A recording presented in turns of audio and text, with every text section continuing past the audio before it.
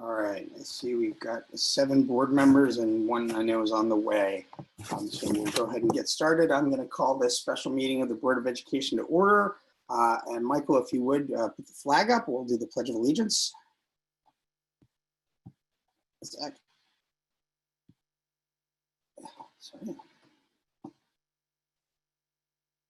All right.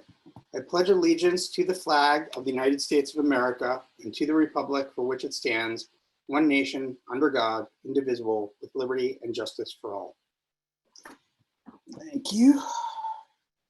All right, can we get a motion to approve the meeting agenda? Ms. Stowe, is there a second? Ms. Downey, thank you. All right, so on that, we're going to take a roll call vote. Bernstein is a yes. Stowe? Yes. Hirsch? Yes. Downey? Yes. Kelly? Yes. Kowalski will be joining shortly. Olson? Yes. And Cher. Yes. Thank you. All right, I want to thank everybody that's joined. Our attendance is down tonight. I hope people will join in motion.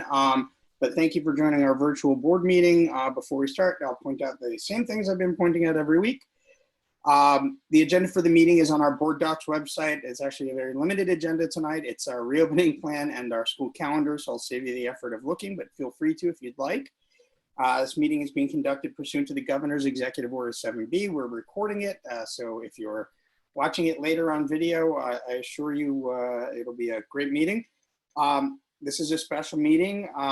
Members of the community that want to share their comments with the Board of Education should do so by sending the board an email at boardofedmembers@k12.ct.us. Again, it's boardofedmembers@greenwich.k12.ct.us. Meeting tonight is going to consist of discussion among the board, superintendent, and her team. I'd ask people to state their name if they speak. Please stay on mute when you're not speaking. We're going to be using our raise the hand function, so we can call on people in turn and ask board members to keep their comments concise.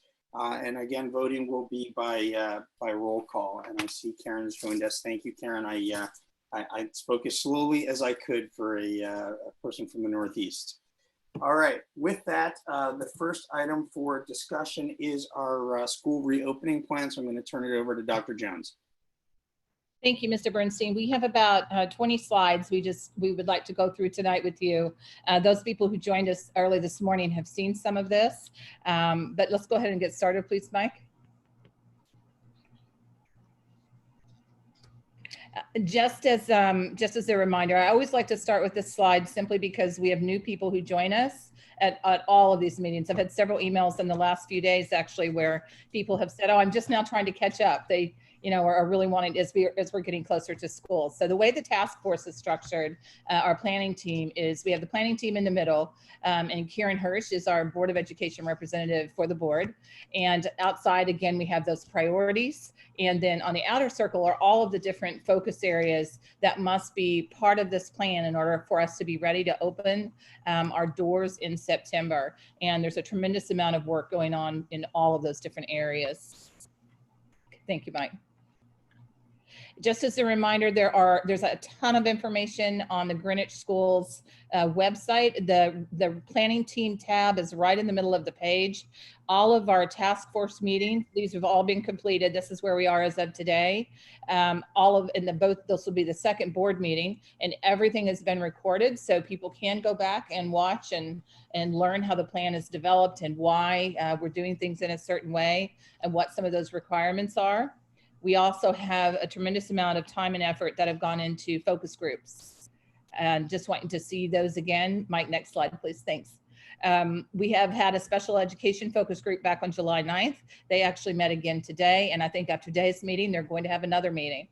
We've met with elementary, secondary, specialist teachers. We had an excellent PTAC input session this week. Lots of people were on that call for about an hour and a half. We have also added, after our cabinet met this week, a staff town hall and a community town hall, because we think it is a good idea to do a big Zoom and have our planning team there so that different people and some of those different departments can also be there to answer questions specifically that may be in their unique area. We're going to do the staff one at 6 o'clock. And we will have a way for both of these, the staff and the community, to submit questions beforehand. And we'll spend a half hour of the meeting on questions which were submitted before. And then we will take live questions during the meeting via the chat. So that way they can be asking questions as they arise if we haven't answered something. So we're looking forward to that. We know that our Zoom will hold up to 500 people. So we're looking for a good turnout, and we think we probably will have that. We also have a questions and answer document that we are working on. As you know, that went out last Friday, and we have well over 400 questions. And I cannot thank Karen Hirsch enough. I don't think she knew when she signed up for this committee how much work it was going to be. She literally spent 2 days working on actually sorting that document for us so we can start to answer all those questions for the public. It's a very, very high volume. Just going through a couple of the questions and some of the items that are on here tonight. The school calendar adjustment is for time for professional learning. And the calendar adjustment was on our agenda on Tuesday. It's on here again tonight, but this shows you how quickly things change. When we met on Tuesday, we had adjusted the calendar in one particular way. Then on Wednesday, the state came out and said they were giving us basically 3 instructional days that we could turn into professional days. So our students actually have 177 days. This is by a waiver, but only if we use it at the beginning of the year. And so it has to be used right before school starts. And we were already planning to do that, but it did help our calendar a little bit, makes our calendar a little smoother. So that is the next item on the agenda tonight. Probably one of the greatest questions that I do get is about the health practices and protocols. And what happens if a student has a parent who tests positive, you're in the classroom, the student will quarantine for 14 days. In 14 days, that's calendar days, so that would be 10 school days. And what happens if a teacher has a family member who tests positive? The teacher would also quarantine for 14 days. And there's a little bit more on this. We'll be able to show you when we look at the planning document. The health practices, next slide. What happens if a student tests positive? Again, if the student is positive, the student is going to quarantine for 14 days. The cohort would quarantine for 14 days. And depending on who's interacting with that cohort, it could be that the entire school would have to quarantine. And again, there may be multiple siblings in the same house, so it's impacting an entire school. There are lots of reasons how that could reach out and impact a school. What happens if a teacher tests positive? Again, the teacher would quarantine, the cohort would quarantine, and it possibly could be the entire school depending on the role of the educator or staff member. But again, it's really looking at, is it somebody that tested positive or they've just had contact is the big difference. And we will utilize the decision tree, which will be part of the planning document. And I'm going to show you an example tonight. Ours is still in development, but you will be able to see what we mean by that. Remote learning, this is obviously one of the biggest topics I think of conversation is what's instruction going to look like in the fall. And first of all, just noting that there are 2 types of remote instruction that we will be using in Greenwich Public Schools. The first one is live online, and this is teaching a class through a platform like Google Meets or Zoom. So the teacher doing exactly what we're doing right now is pretty stationary, talking to the screen, the kids are on the other side, having the live conversation. The other that we will be using in the fall is streaming. And it is utilizing the webcam streaming from a classroom for those students who are at home. They're in a home environment and the teacher is in his or her classroom actually teaching. So if you think about Greenwich High School where they only have, where we're looking at the hybrid model, half of the students are at home, half are in the classroom. The half are at home could actually be watching the lesson. The interaction is not the same as what you get on full distance learning as far as asking questions of that nature, but you can see the lesson. For the remote learning school, this is where we must have that option for parents. It is required by the Connecticut State Department of Education. And once a parent opts in to remote learning school, those who choose the school need a 2-week notice in order to make sure the school has adequate space if they want to come back to face-to-face teaching. And that's just to make sure we have a schedule for them, that we can find which classroom is the best classroom to balance for social distancing. So if they do choose remote learning, you have at least a 2-week time period before we guarantee that we can get you back into face-to-face. And families will get that information on or around July 27th. And we'll continue to put out as much information as possible about what remote learning school looks like. We actually had some teachers this week who have videoed some of their lessons in summer school with parent permission, with student parent permission. And we're working to kind of edit it so that people can see what it looks like. Also, remote learning is teacher live, again, online with kids during the day. However, some of our courses at high school may be streaming where a student is watching the class, because we have areas where we're not going to have perhaps a teacher doing distance or remote learning who actually has AP Calculus certification. You're limited in the number of people who can teach that. And if we don't have a remote teacher, that would be an instance where we would want to live stream for that student to still be able to get AP Calculus, for instance. And I'm now going to turn it over to Mark, who is going to talk about what the instruction is going to look like. Mark? Thank you, Dr. Jones. Mike, can you take us back to the title page, please? Thanks so much. Good evening, everyone. Tonight, I'd like to spend a few minutes sharing with you our current thoughts on an enhanced remote learning experience. I purposely chose the word pathway to symbolize the notion that the Greenwich Public Schools is committed to improving on past experiences in this realm, by leaving behind less structured ideals and proceeding with a clear and purposeful path that is grounded in 2 principles: the safety of our students and staff, and continuing to achieve high student outcomes. Mike, if you could switch to the next page. So, let us take what I consider a kind of a simplistic acknowledgement of this notion of remote learning. It really is to simply provide a seamless learning experience for students of the Greenwich Public Schools when we're faced with the need to step out of our traditional brick and mortar setting. I want to stress that our curriculum does not change simply because we move to a remote learning environment. Remote education, when needed, will be high quality, and it will align as closely as possible with in-school provisions.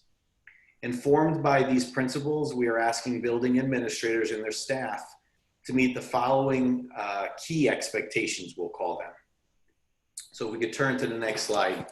So these are the criteria for success. And before I take you through the criteria, I want to explain that these prioritizations stem from my research of school districts from across the country. There's even a touch of foreign influence from the European partners. As Mr. Scher very appropriately stated Monday night, there are many, many excellent examples across the world for us to learn from.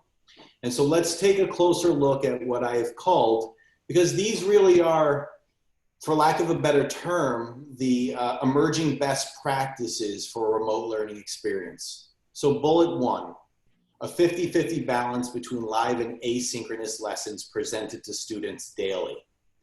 Bullet 2, clear and consistent daily learning schedules for students and their families. A lot of what you'll see here is also directly in response to the forums that we've held with staff and families. And we've heard that it's important. Children crave consistency, they need structure.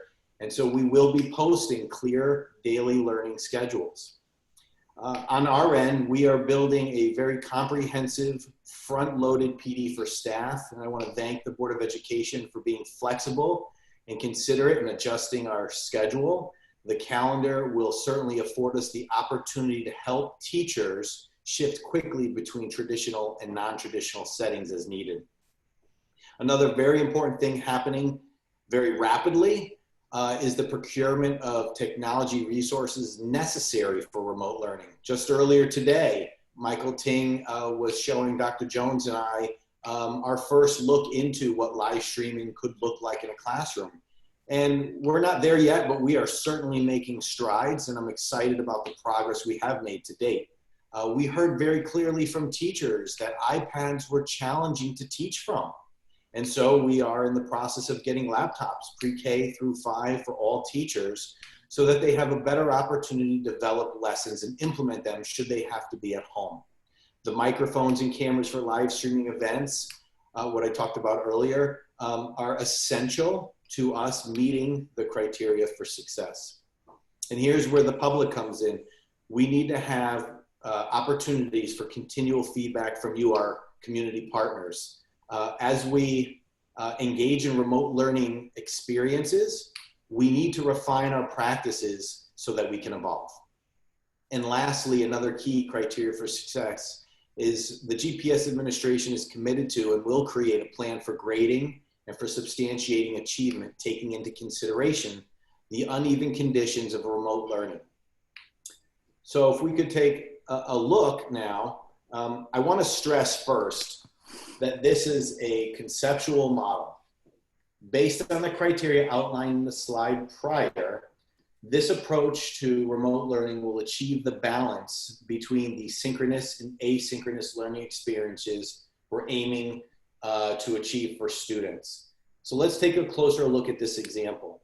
So what you'll notice in the green, to distinguish it a little bit more clearly, these are the live teaching and what I'll call connecting experiences between students and teachers. And I feel very strongly, and in the research that I did, it was very consistent, that students need to start their day off by seeing their teacher, and they need to end their day by seeing their teacher. And what better opportunity for a social emotional learning activity than in the welcome and in the goodbyes. So we are certainly going to stress that teachers and administrators look to emulate this model, because it's really important that, you know, I talked about 2 guiding principles. And when I say safety of students and staff, I'm including in that the social and emotional well-being of our students. It's critical that we pay attention to that. So then you would pivot to what would be considered a humanities lesson. And I apologize, really humanities is reading, it's social studies, it's English language arts. And it would be a mini lesson through Google Meets with a classroom teacher. And then you shift to what's considered the pink area, and that's an independent task, but it's also an opportunity for teachers to pull breakout groups, and that's vital to key instruction.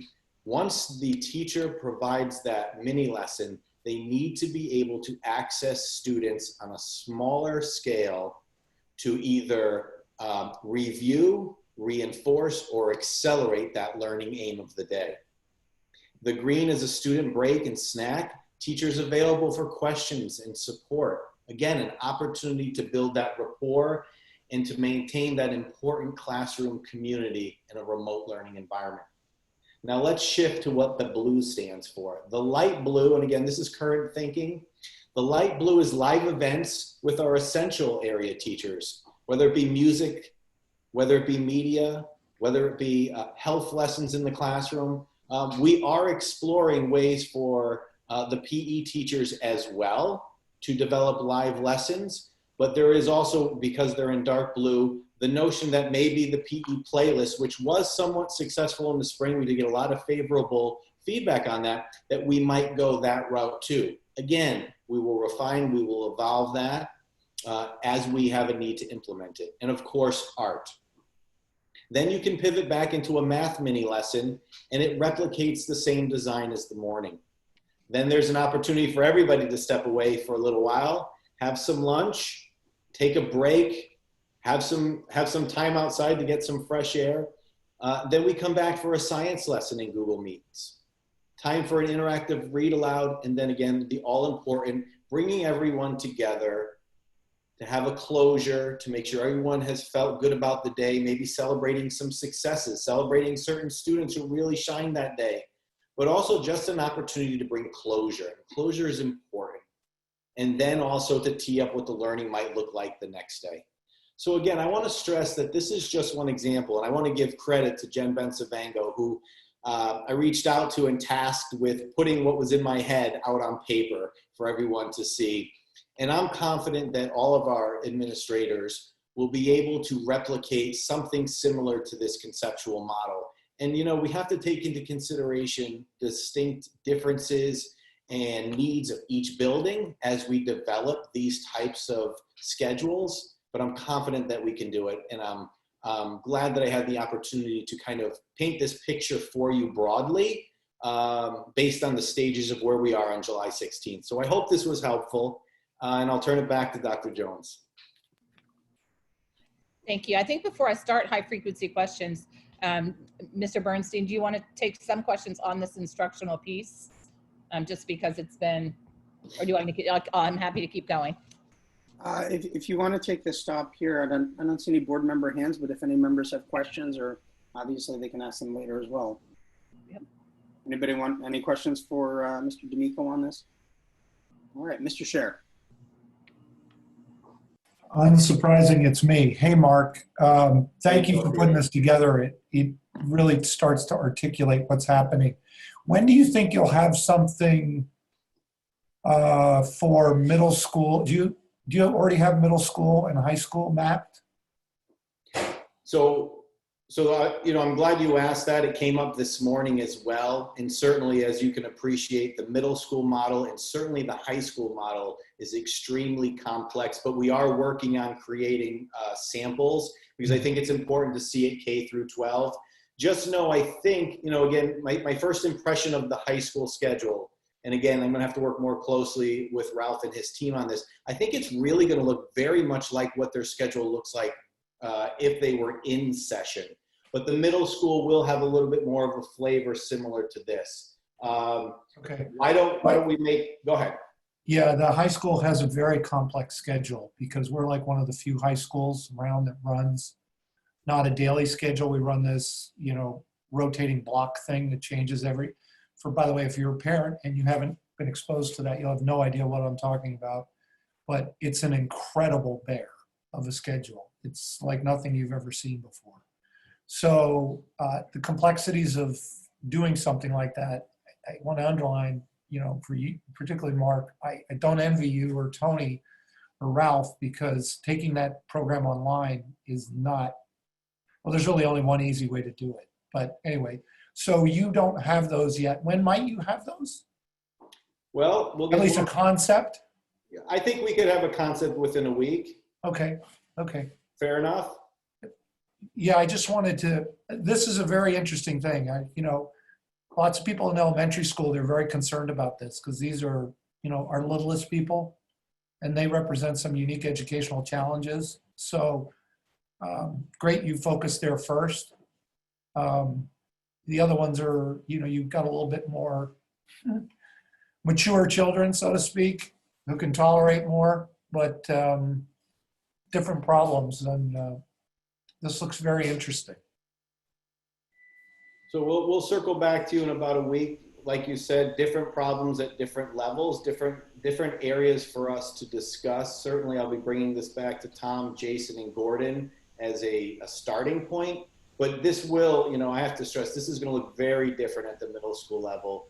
And at the high school, what we may come back to and share with you may be completely different than this. So again, in the world of conceptual models, we're going to span the gambit here, I think. Yeah, now I might just add, middle school's been doing a lot of work the last few weeks, and they are modifying their schedule, and so it will be easier in middle school in that than it perhaps would have been, in that they will be able to follow their regular schedule. That whether you're in person, we're trying to be very, very flexible. If you're face to face or if you're at home, your schedule doesn't change, and you're on the times don't change. So it's really how the teacher teaches within one instructional block, because you have multiple teachers instead of just the one teacher. But we will be bringing that to you as well. Yeah, I'm going to have an idea for you, Tony, at the end, but let's hear the rest of it. Okay. Because this is it's a great evolution from where you were on Monday. Yeah, we're getting ready to pivot to some high frequency question and answers, and they come from a variety of different areas. And then when we look at the planning document, there's some pages that are updated in there as well. We're going to do that right after this. It's about 9 pages. But I think we'll move to high frequency questions and answers, because out of the 500 questions that were submitted, of course, there are many questions that are almost. Tony, I think there's a couple other board members. Oh, I'm sorry, I can't see anybody. No worries. I think there's a couple of questions around the sample schedule, if you don't mind. Oh, sure. Ms. Kowalski? Yeah, sure. This question is from Mark. Thanks. This looks good. Yeah, and very intriguing. The one question, you made a comment, Mark, and maybe I just heard it wrong. You said you were going to stress to the teachers to emulate this model. My question is is it not going to be like the standard? I guess I'm concerned that you'll come up with a model that will be, guidance, but it's not necessarily that a teacher will have to follow it. And I'm wondering if you've spent so much work on this and this looks really very promising. The question is, why can't we say, no, this is the standard by which all teachers from a remote learning context must meet? I'm glad you asked the follow-up question, Karen, because so the way I'm categorizing this as a conceptual model, and I'd like to see building principals and teachers emulate this. The spirit of this model is in the fact that it creates the balance between synchronous and asynchronous. So to that end, the final products that you will see from building to building will emulate that spirit of balance. The juxtaposition of the way the content areas are spaced out within the day will simply look different based on the schedules of each building. Does that make sense? It does. And then I had one further question, but this may be more appropriate for at a different time. And if we can table it if that's necessary. But I guess it goes to the point where there are certain teachers that wouldn't be qualified because they don't have the skill set to have teach it. For example, the AP Calc example, right? Where then that portion of the class for someone who's opted to distance learn would be live streaming into a classroom. Why would that live streaming concept just be available in general for our distance learners, where they have their schedule and they would live stream or into a classroom as opposed to a separate school context? Yeah, partly it's because of the quality of the instruction. So when you're live streaming into a classroom, you're watching the teacher teach and you can really see what's happening, but you don't have the same level of engagement in the way that we're right now asking questions back and forth. Okay. Because when the teacher's live streaming, they're going to be teaching those kids that are actually physically sitting in front of them. So the student at home on the webcam, it's much harder for a student, especially if you had 4 or 5 of them that are on camera. You can't really see them and also be up front teaching. So they're able to watch the lesson, which is highly valuable, but their interaction has to come at other times. We'll just need Mr. Bernstein to sit there and note when they raise their hands so he can call on them. I don't know how many classes I can cover at a time, but I'll try. Sorry, I was just trying to bring a little bit of levity to the conversation. But thank you. I appreciate it. We are all volunteers, and I know there's a lot of parents that want to volunteer and won't be able to be in the classroom. So, maybe we can get some hand raised monitors. All right, Mr. Kelly. Hey, Mark, very well presented. I was incredibly impressed. I didn't see that same presentation on the basketball court years ago. Certainly in your presentation now, it was good. So thank you for that. What you did for me was you were able to answer a question that I had asked some time ago, probably 3, 4, maybe 5 meetings ago. I asked for what would distance learning, which now we call, obviously it's evolved now to remote learning. I asked what would that look like? And I got a nice answer from Tony. It just wasn't kind of what I was looking for, but I do appreciate what you presented then. But this is exactly what I asked for, and it's absolutely what I was hoping for. So we certainly expect a lot, and judging by the passion you had put behind your presentation and the way this looks, I'm optimistic. I think I promised in past meetings that we would certainly be better at what we call distance learning now. Now we've evolved that into remote learning. We'll be better in the future than we were in the past. And this is certainly a step in that direction. Thank you. You're welcome. All right, Ms. Hirsch. Yes, I had asked this at the meeting earlier today, but I think it's relevant to bring up now just so that those who weren't on earlier might know as well. The remote school learning schedule, sample schedule just posted now. This is for students who have opted out of the in-school classes and will be doing remote learning at home as a typical schedule, as opposed to those students who, for instance, may be stuck at home in quarantine. So can you just go over a little bit about that? Because I know it just so makes clear that those who are, for instance, home quarantining for any reason might have a different schedule. It wouldn't look like this, correct? So you want me to take that, Tony? Yeah, you're fine. Go ahead. So Karen, here's the distinction. This type of schedule would be when the teacher is not in their classroom with their students. So at any time that we need to pivot to remote, and you're right, we are, you know, the data shows us right now that we can anticipate roughly 20% of our students not returning. So from day one, this is what they would be involved with. But we also know, if you're watching the news, that there is a strong possibility that at some point, and no one really knows when that is, that we might have to pivot a class, a grade, a cohort, or a whole school to remote learning. And they would assume this type of schedule as well. So, you know, the building principals have a lot of work to do, and I'm excited to work with them, and I'm confident that we will get this by the time school starts. But we're really planning for two tracks right now. We're planning for opening school with all of the guidelines and restrictions for live in-class instruction. But we're also planning for this, should we have to, worst case scenario, call a set of parents on the first night in school and say, unfortunately, we have to pivot to remote learning on day 2. Now, we all know that's not going to happen, right? But we have to be prepared for it. So in either one of those scenarios, this is the type of model that parents can expect. So I hope that provides some clarity.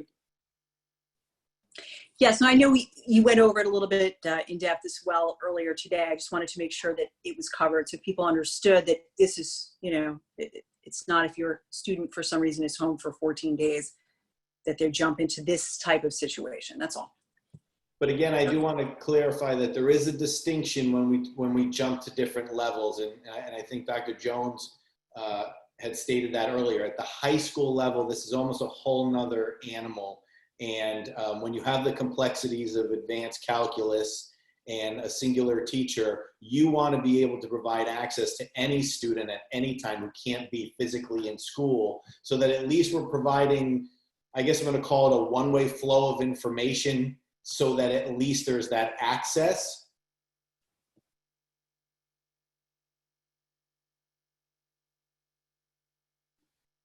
Okay, Ms. Stowe? Hi, Mark. How are you? Hi there. Welcome to the new team. Hard time to be starting, but it's great to have you on this because obviously you were living this as an elementary school principal not too long ago. So my question is for the children in the advanced learning program. I assume that you are going to be, since it's a pull-out program, well, from 3rd grade on up. I know 2nd grade is sort of additional, but you know that's a different animal. So I assume that they will be taking sort of in that 9:30 to 10:15 block their language arts, and then in the 12:15 to 12:45 the math. But what will you be doing on interdisc? Because I know that was being reintroduced. So have you thought about that set of students? We've actually been spending a lot of time talking about the ALP students and their schedule, and I think Dr. Jones can probably explain it a little bit more eloquently than I could. But what I've been tasked to look at is a cohorting model, and it's a strategy to, again, lower the overall number of students in each homeroom. So we are looking at a creative way of allowing students who have qualified for the advanced learning program to be together for longer periods of time on a consistent basis across the week, and that would include the interdisciplinary period. Got it. Okay, thank you. Yep. Can't throw you a curveball yet, huh? Good job, Mark. All right, Ms. Olson. Hi, yes. Thank you, Mark, and Tony and the entire team, because this is no small feat. And I think it looks really well thought out at this point. I have a question for Tony, a couple of questions actually. First, or even Peter or Karen, I just want to make sure that we've vetted with the town attorneys the issue with recording and live streaming, just to make sure we don't run into any sort of unintended consequences with FERPA violations with certain students. I'm thinking that was probably something that came up. That's my first question. Yeah, so we're not talking about recording when we talk about live streaming. We haven't. Right.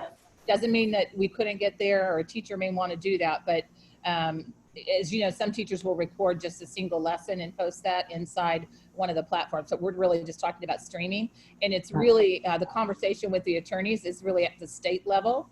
Right. And the same attorney, educational law attorney that handles and works with the Board of Education here in Greenwich, Tom Mooney, is the one who's actually leading on that at the state level and advising us to make sure that we, you know, are moving in the right direction within the guidelines of the law. And the goal is really not to live stream an entire class with a camera in the back of the room where you can see every child.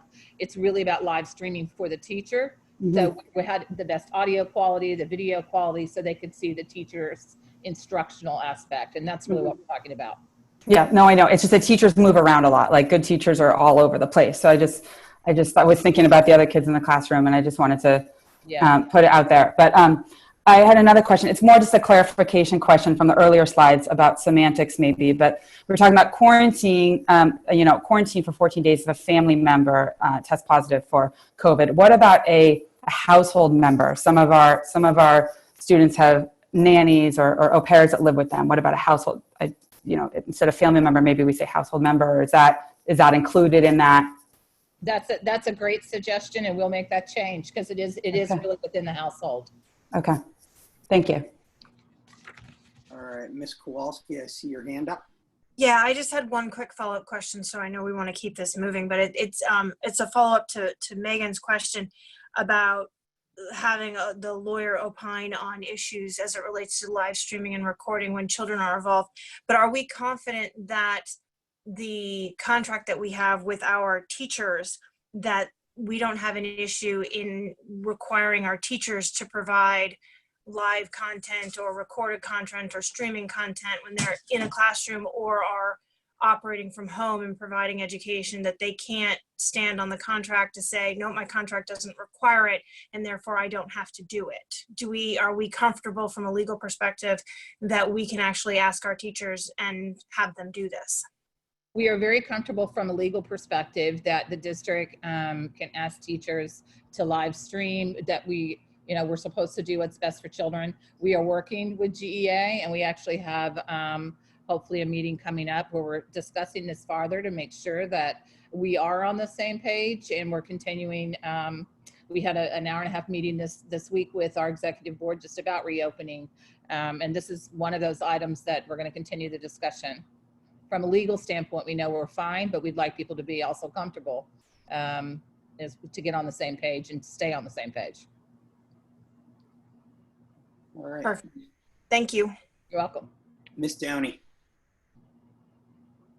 Hi, this is great. I just want to, while we're talking about the technology and the streaming, I just wanted to get, since I know I think it was Mark mentioned that we have purchased laptops for the K through 5, I think is what he said, teachers. Is that correct? Actually, yes. And Christina, you might want to wait on that question because you can. I was just going to say, because I was going to go to the technology. Okay, that's why, because I was going to say, what about the middle school and the high school? And I'll wait till the end then. Well, I have the budget as one of the last slides that what we've spent on COVID so far. And then, but as far as middle school, high school, they actually do have Chromebooks and they operate on a device. So. Okay. It was more that he only mentioned the K through 5 and then that was, okay, great. Thank you. You're welcome. All right. I don't see any other board member hands now. So Tony, if you want to keep going, I'm sure at the end we will have more questions for you. Okay. These are some of those high frequency questions and answers. Will distance learning show up on a transcript?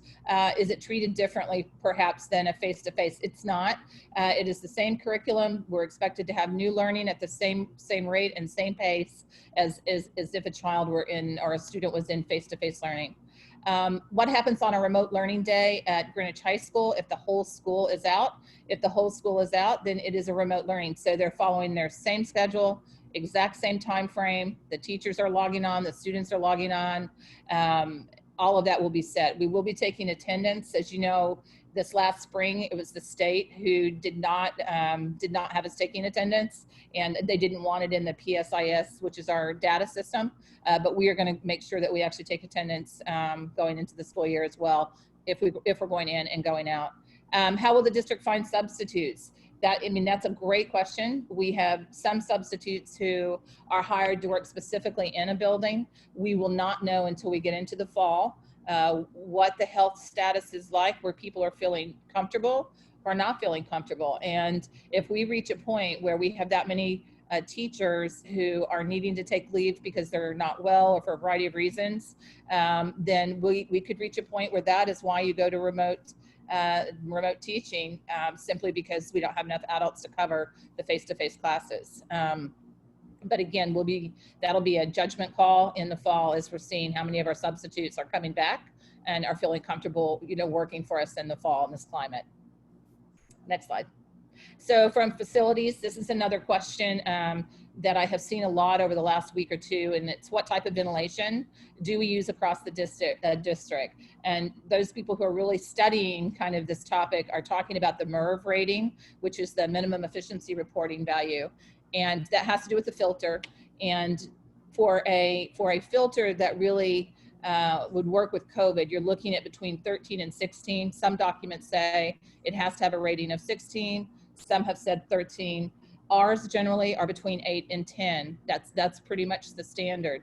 And Dan Watson has been looking at this and studying this for us. But you can't just go from an 8 or a 10 and go put a 16 in. And the example I used this morning is it's kind of like the different levels of mask. And anybody who saw the Bill Nye video over this last week, where he put basically a scarf over his face and he could blow right through it and blow the candle out. When he put on a mask, which was a safe mask, he couldn't blow the candle out. And that's kind of the same way with the filter. It's the amount of air that comes that can get through the filter. And if we put on a filter that is 13, 16, we actually could burn our unit up, which would not be good. So that's where we are right now in filters. Ours are between 8 and 10. Will students be outside? We will absolutely use outside as much as we can. But again, you have to think about how many classes there are in a building, how much space there is available outside, being able to hear the teacher, keep distance. And then at elementaries, they're also going to have to be very scheduled, just with mask breaks and recess. So a lot of the time when those children are outside, you wouldn't have small groups also all over the playground. But we are going to maximize as much as we can the fresh air aspect. Another question from one school community that's really important is the board is aware that Hamilton Avenue field is under construction right now, and it will be closed for the entire year as we are planting the grass. So right now, when you look at the field, they can't have access to their climbing equipment or the blacktop. That's just for summer when we're under this construction. When school starts, they will have access to the blacktop, as we had shared with them last year about what it would look like, and they'll have access to that climbing area as well. And so their principal is also very aware that the fencing that's there right now is just for summer construction. Another question I've had a lot from Eastern Middle School is, why are they not on a modified schedule given how many students are in the building? And Eastern is very different than the high school in that while Eastern it feels quite full, it actually has some larger size classrooms than either of our other two middle schools. And we also will be using some of those spaces like media centers. We have some elective areas that we cannot use right now as we go back into reopening. And so they're going to be capitalizing on a lot of spaces that you wouldn't normally use. And we do feel like we're going to be able to make this work at Eastern by spreading students out within spaces that we wouldn't have used on a normal school year. And what is the social distancing requirement for the cafeteria? And I think I'm very thankful to the people who sent this question, because in our original planning document, it said when they go into the cafeteria, we were looking at 3 feet, which is primarily what we're looking at inside buildings. However, in the cafeteria, their masks are off or when they're having lunch. So it is 6 feet, and that's been adjusted inside the document as 6 feet for lunch. So how will students move through electives? Over the coming weeks, you'll get more information. Mark shared, again, a great example of what an elementary schedule would look like. The electives will look different at both middle and high. And what I mean by that are areas such as chorus, for instance, is considered a high risk activity because of the singing and the projection. Also areas like band. So we may have some electives that are going to look different. Some may have to be more virtual in how they're offered. And the electives are going to rotate, for instance, in middle school every 6 or 9 weeks. And that's to keep elective teachers cohorting with certain groups of kids. And then you slightly change the cohort for another 6 or 9 weeks with those elective teachers. Fall sports, we've had a lot of questions on will fall sports happen or will it get canceled? CIAC is the organization that governs fall sports, and so they make those decisions. They're the ones that canceled the spring season and had to make that decision last year. And right now they are planning on the full sports season, and they will start all their practices around, I believe it's August 17th. And it'll be a day-by-day adjustment and watching what's happening. Again, some sports are considered a higher risk than others because of the touching. Football happens to be one of those sports. But again, they will have that same protocol as CIAC will, so that if there's a positive case or there's contact, it could stop the sport. They're also exploring things like not having anybody in the stands, I wanted to say participants, wrong word, but not having anybody there to watch the sports. And we would probably still, again, try to live stream as much as we could to help families be able to watch. And what about chorus and band? Those are high risk activities, which I've just mentioned. Highly likely they are going to look different according to all of the guidance right now, just because of the safety aspect of the blowing on an instrument and singing.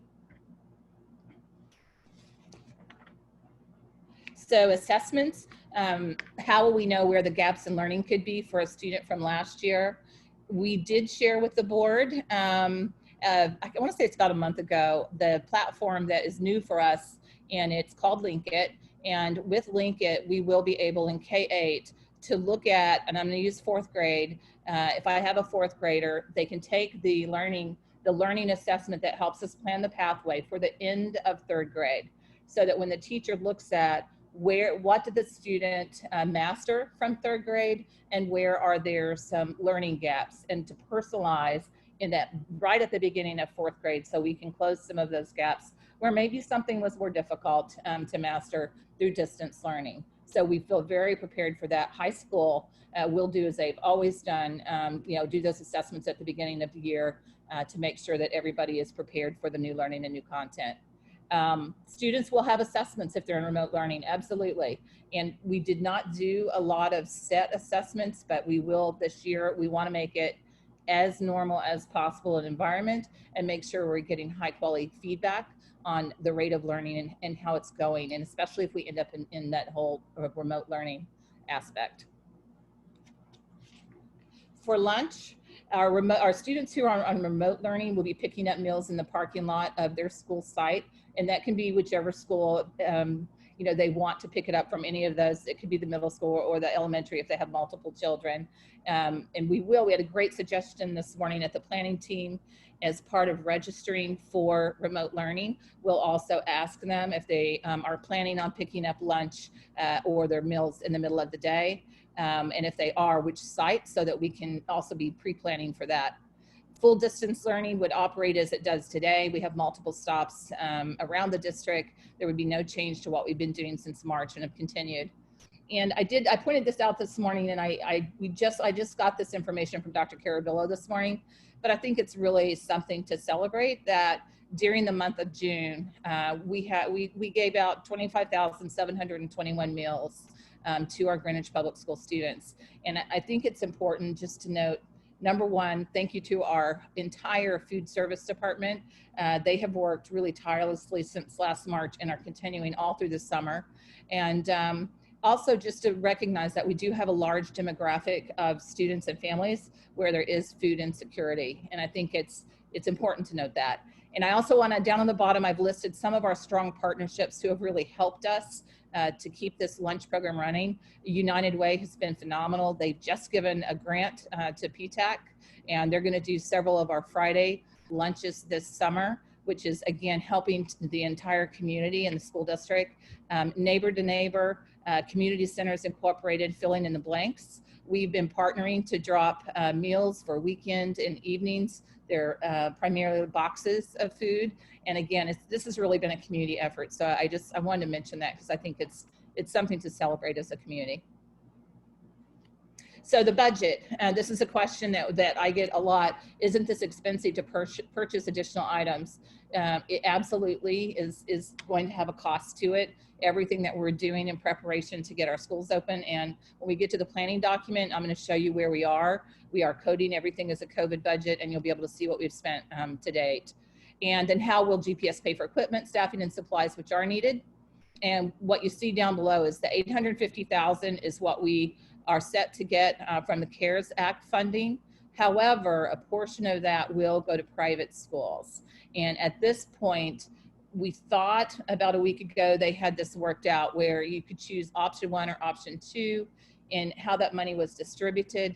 They came back about a day or so later and said, no, we rescind that, and they're still working on it. And it has to do with Secretary DeVos initially was actually having the money distributed by enrollment, which means we would take the total enrollment of all private schools, which is quite a bit in Greenwich, it's about 3,000 students. We would take the total enrollment of Greenwich Public Schools, and then that money would just be divided up per student. The other way that Connecticut and several other states were looking to utilize their CARES Act funding was based on Title I funding. And that's really where the disagreement is right now, and we're still waiting on guidance. We know the money for Greenwich will be somewhere between probably 600,000 and 850, but we don't know as of today. Thank you. And Mike, if we could switch over to just the document, I think I sent you the list of the page numbers, and we won't go through every page of the document because we did that on Tuesday, but I'm just going to show you a couple where there were updates. So page 6, I couldn't remember because we switched documents last time. We did add the expectations for students that they have to stay home in quarantine if a member of the family, and we'll change that to household, has COVID. So that is in there now, and that was a community suggestion. So on page 9, again, this is just bus transportation parent information. A lot of it is the same as in our checklist, but there are some things like when the parents drop the students, parents are also supposed to have masks. And again, this comes from our health providers who are guiding this process for us. And it talks about things like even having the windows down on the bus. We want our children to know that that's safer if the windows are down on the bus. But again, I won't read all of these to you. It's just letting you know this is a new section that was put together by our health providers.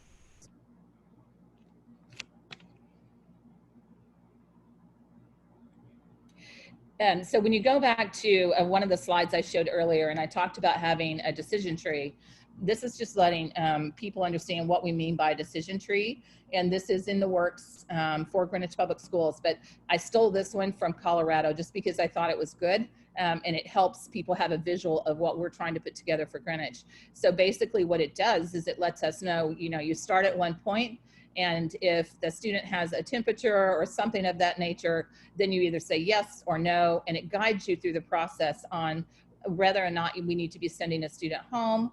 Are they okay to stay with us? And again, this is in the works for us, but it's not in our document yet. I just wanted you to see a good example. Go ahead, Mike, to the next page. It's a 2-page document. And again, this even talks about the isolation, which we have in our guidance from the state in Connecticut, and not only isolating when they're at home, but we have to have an isolation space in every building so that if we think somebody has or could have COVID symptoms, that while the child is waiting, they're in the isolation space, and we have to designate in every building where those are. So this is what we call the decision matrix that actually will help us in our decision making.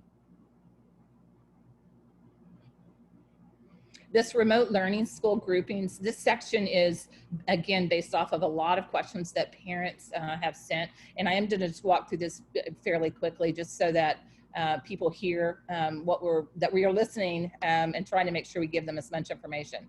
So in the remote learning school groupings, students in pre-K through 8 would be grouped with peers in the same grade level. So if you opt out after we send you that form on the 27th and you decide you want to be in the remote learning school, you would first be grouped with students in the same school. So if you're a second grader and maybe there are 3 other second graders from your school who opt out, we would put those 4 children together and who are also choosing to opt out of face-to-face. However, class groups may be combined with other schools if there are not enough students from one school to make a class.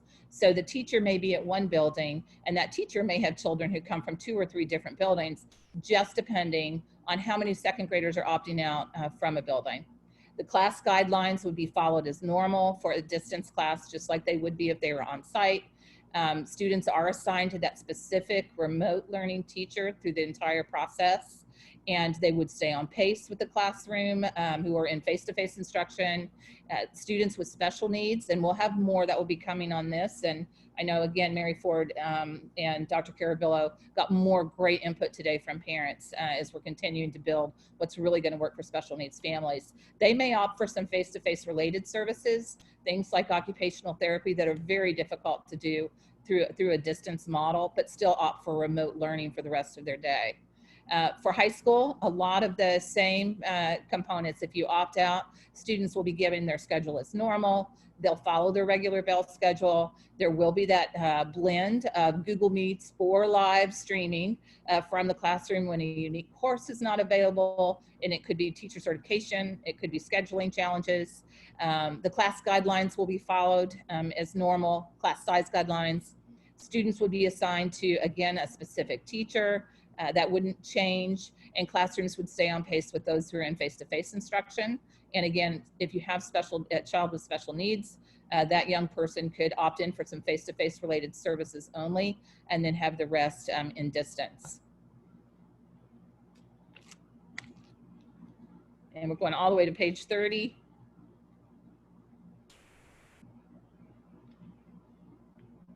So this is our estimated known financial impacts, and this was as of earlier today. I can tell you it's not everything is on here that's getting processed right now. Some of these are actual summer expenses. So when you look at the top line across the top, again, these are all coded for us as COVID-19 expenses. You'll look at facilities, that's $65,000, a little bit more on disinfectant, the face and body coverings. You have the things that we need basically for cleaning is what you're seeing here in disinfecting. You'll also notice the very last item is personnel services for disinfecting classrooms. We need 13 temporary staff, which the town has posted for us, and we'll be going through that process. That alone is $280,000 if it ended up going for the full year. And that's because we don't have the staff to do the level of disinfecting that we need to do, not only during the school day, wiping down doorknobs and all of those sorts of aspects. We also have these temporary positions may also have to help deliver, for instance, lunches to the classroom, if that in fact is something we have to do in some buildings just due to the number of students, the level of cohorting, and how big their cafeteria is, and we're still working on all of that. We have some meal delivery costs at $34,000. You can see here where you see the IT, that's where you see the MacBooks so that we can get our elementary teachers what they need. We have our sound cards, audio, our wireless microphones, tripods, webcams, all of that those instructional components that we didn't have any of it that we need in order to really lift the standard of remote learning. When you look at our special education summer school, this was the floor markers, the totes and boxes, sneeze guards, face body coverings. This is for a fairly small program that we have at Cost Cobb that's face-to-face, and that's $20,000. So a lot of this now we have to replicate across 15 buildings plus windrows. So it is, you can imagine how this starts to magnify just with the floor markers tape and everything that we need. We also had, of course, the bus contract renegotiation. So you see the billing for that, the attorney assistance.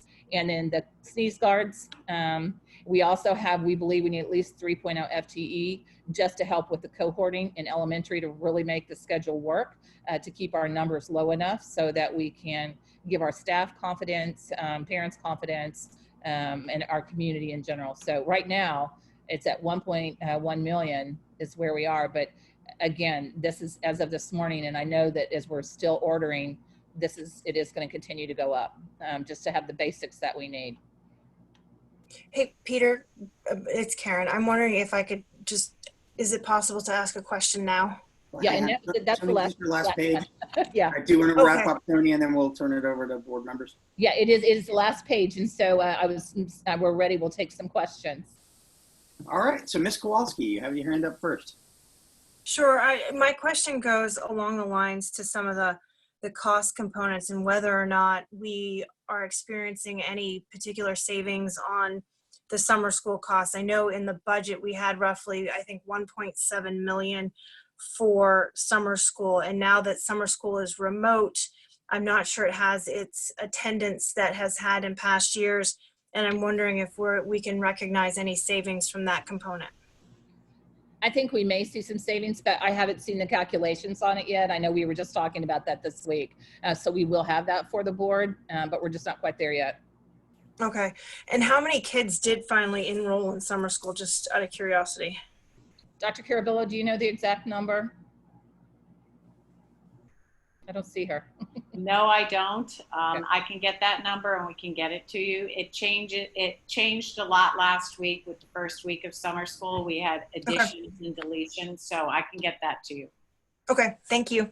You're welcome. Just Karen, on the summer school budget, it's actually a revolving budget, so those savings wouldn't probably flow through to the regular year. I think They would flow through to the regular year, Peter? no, they wouldn't. They wouldn't. Okay. It's a revolving account for summer school, so I think all the expenses and all the operation are in a separate line. And Sean can correct me if I've gotten that wrong. You're referring to our triple R account, right? Yes, sir. Yeah.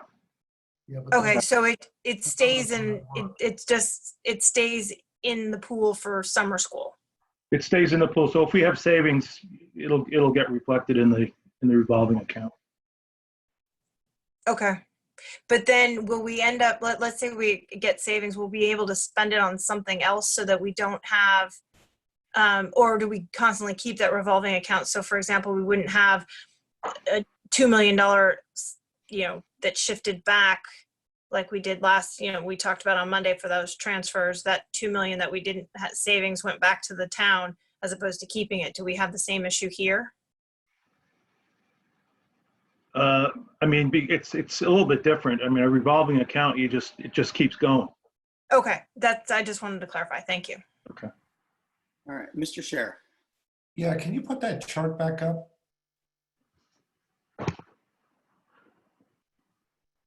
The good news is, Karen, by the way, is the majority, 80% of the expenditure for summer school is actually not in the summer school account exposed to that triple R issue.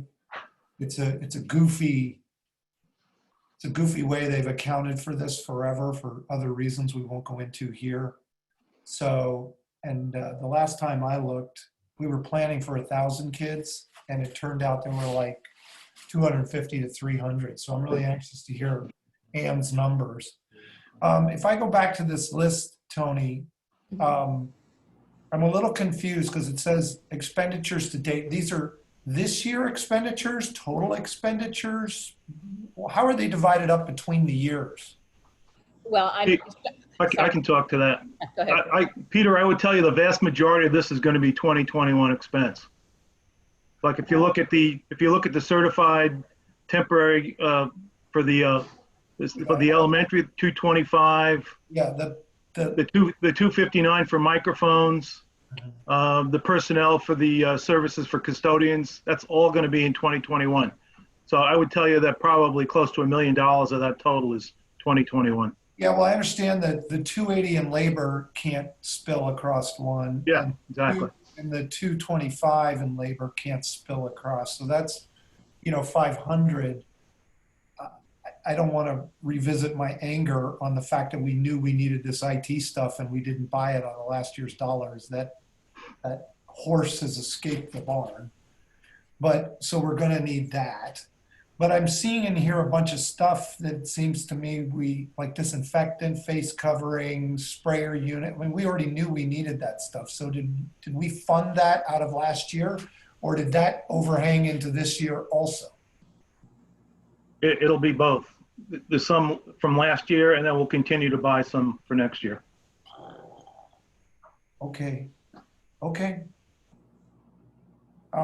Peter, I have other things to talk about, but I'll yield and come back to it because it seems like. Why don't you do one more, Peter?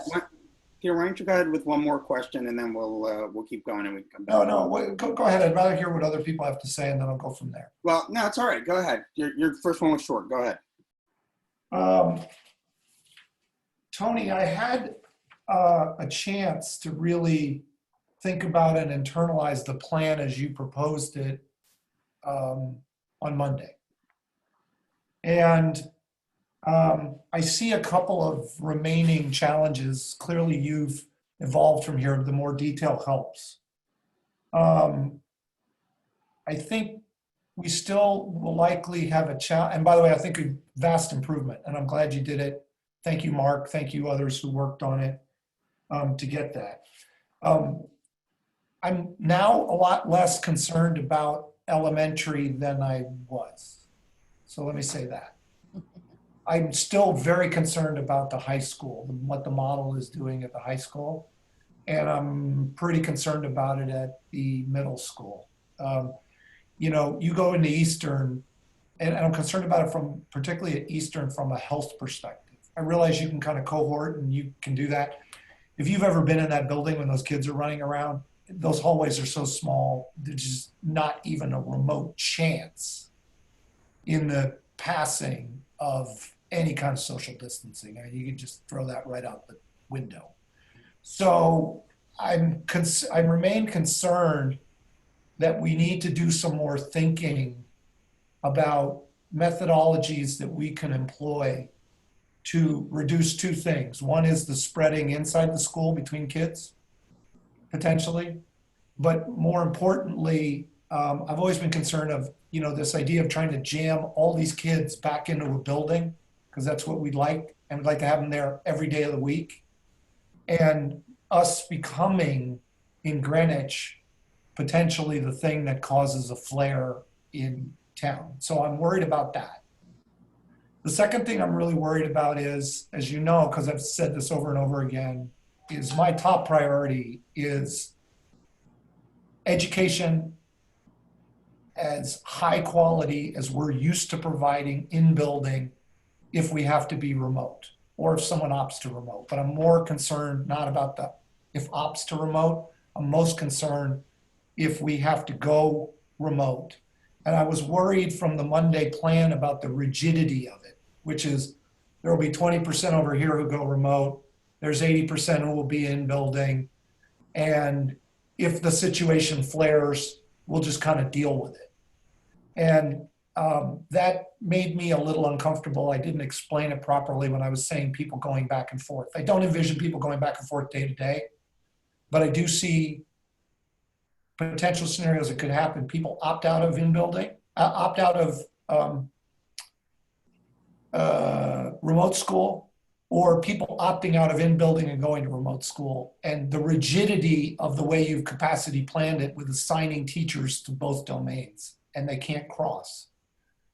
So with that said, I think there is a model that has already been really, really well developed that I would encourage you to look at. They've already done all the work that you're doing now. And that is Beverly Hills, California. And their plan is called Return to Learn. Now they have FLAIR out there, so they probably won't be allowed to implement that plan, but the plan is exactly the issues that we have. And the way that they solve them is a little bit like how we are doing it, but you might look at it. First of all, they have the feature of a remote school, and you have to opt into that at the beginning. Now in their school, what they did is they outsourced that to a leading remote school provider called Apex Learning. And if you look particularly for the high school and the middle school, They have a fully elaborated curriculum that matches ours with 4 levels: remedial, basic, honors, and AP for the high school. Okay, which matches our educational program perfectly. At the elementary school, they're running it themselves. So they're not using Apex as you had proposed. So it's an interesting hybrid for their remote school. And I would encourage you to look at it because it might work for us and solve a lot of logistical problems you're trying to solve in the 5 short weeks that remain. The other thing they've done is if you're in school, they've adopted I think it's called the 10-4 model or the 4-10 model, which dramatically reduces the potential incidence of becoming a COVID spreader as a school.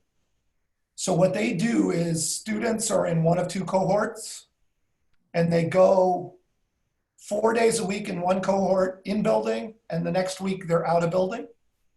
And the other cohort is the reverse.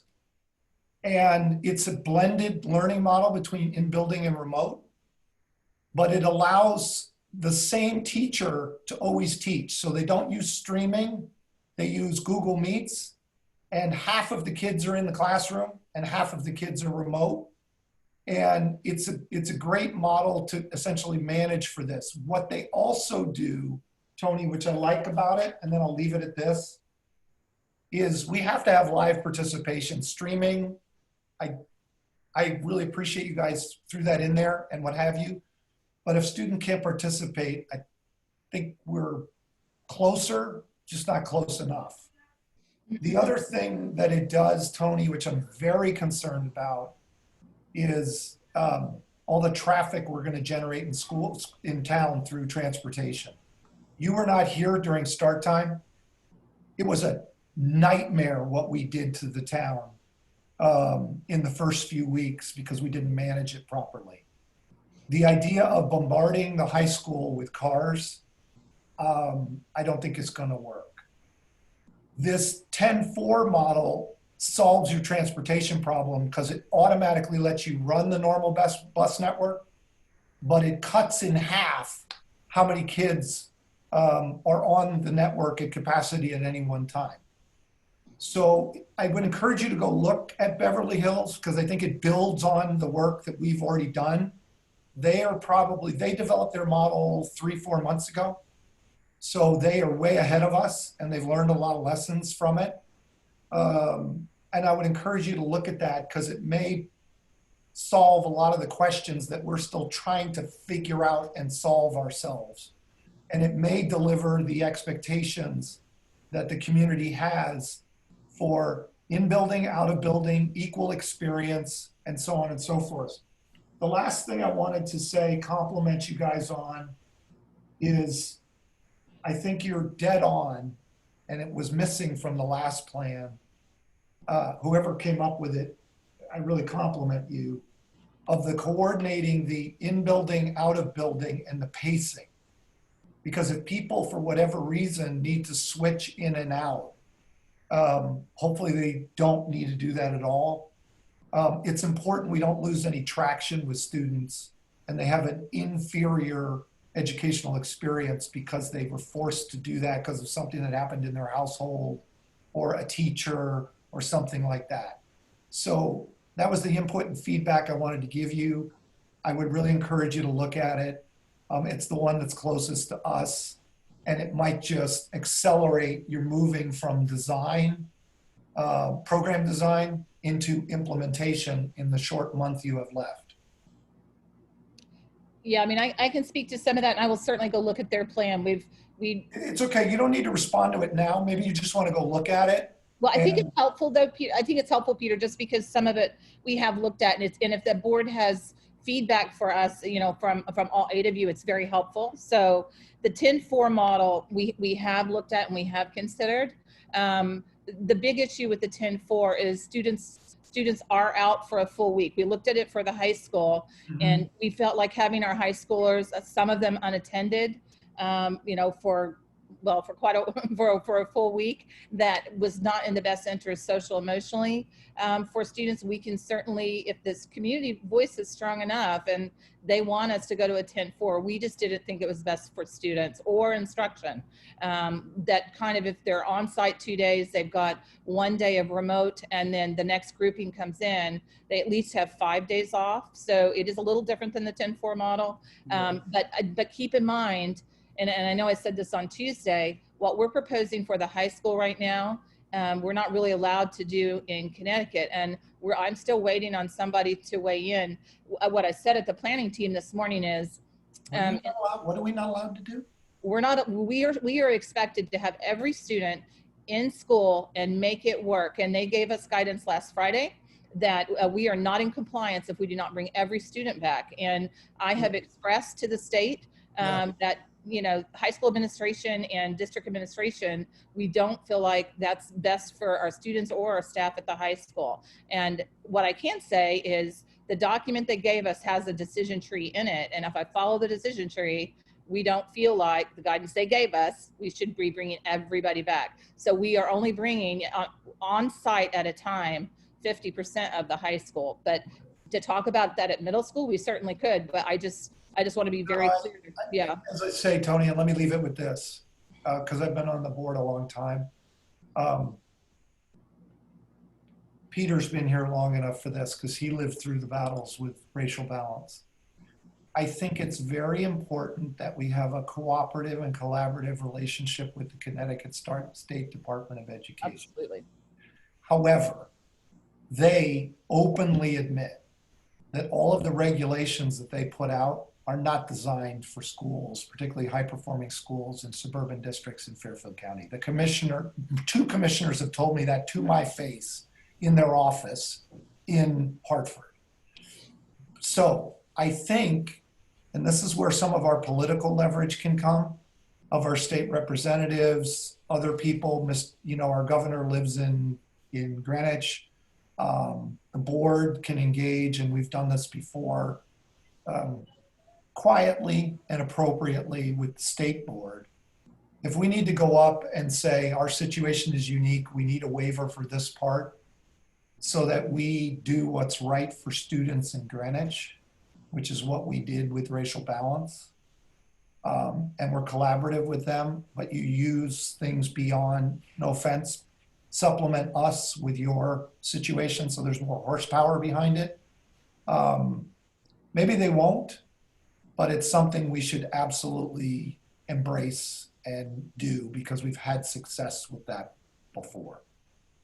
Just yeah, and I think it'd be helpful if people have, you know, comments about the middle school. The middle school principals were feeling pretty good about, you know, bringing everybody back, and they've been working really hard on that. And because they can cohort with those groups, like those, because they're in teams, they're not going to have everybody passing in the hall at the same time. They're really, you know, modifying a lot of what they're doing. And we felt like, you know, from the family standpoint, people definitely, if we could make it work, they wanted us back. Yeah, I think everybody does. My only point was, that was what I was asking about, if he had the model done for the middle school and the high school yet. I think Mark answered the question. We need another week or so to iterate that.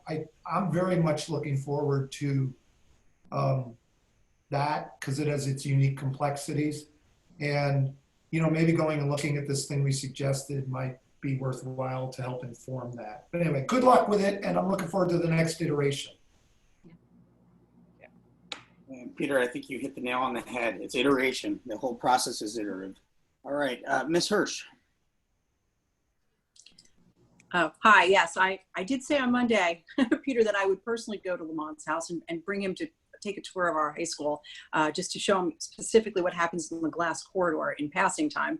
I don't know if anybody else has been there, but it's very busy. So I agree with you. We can certainly find ways, I think, to reach out to our legislature and ask.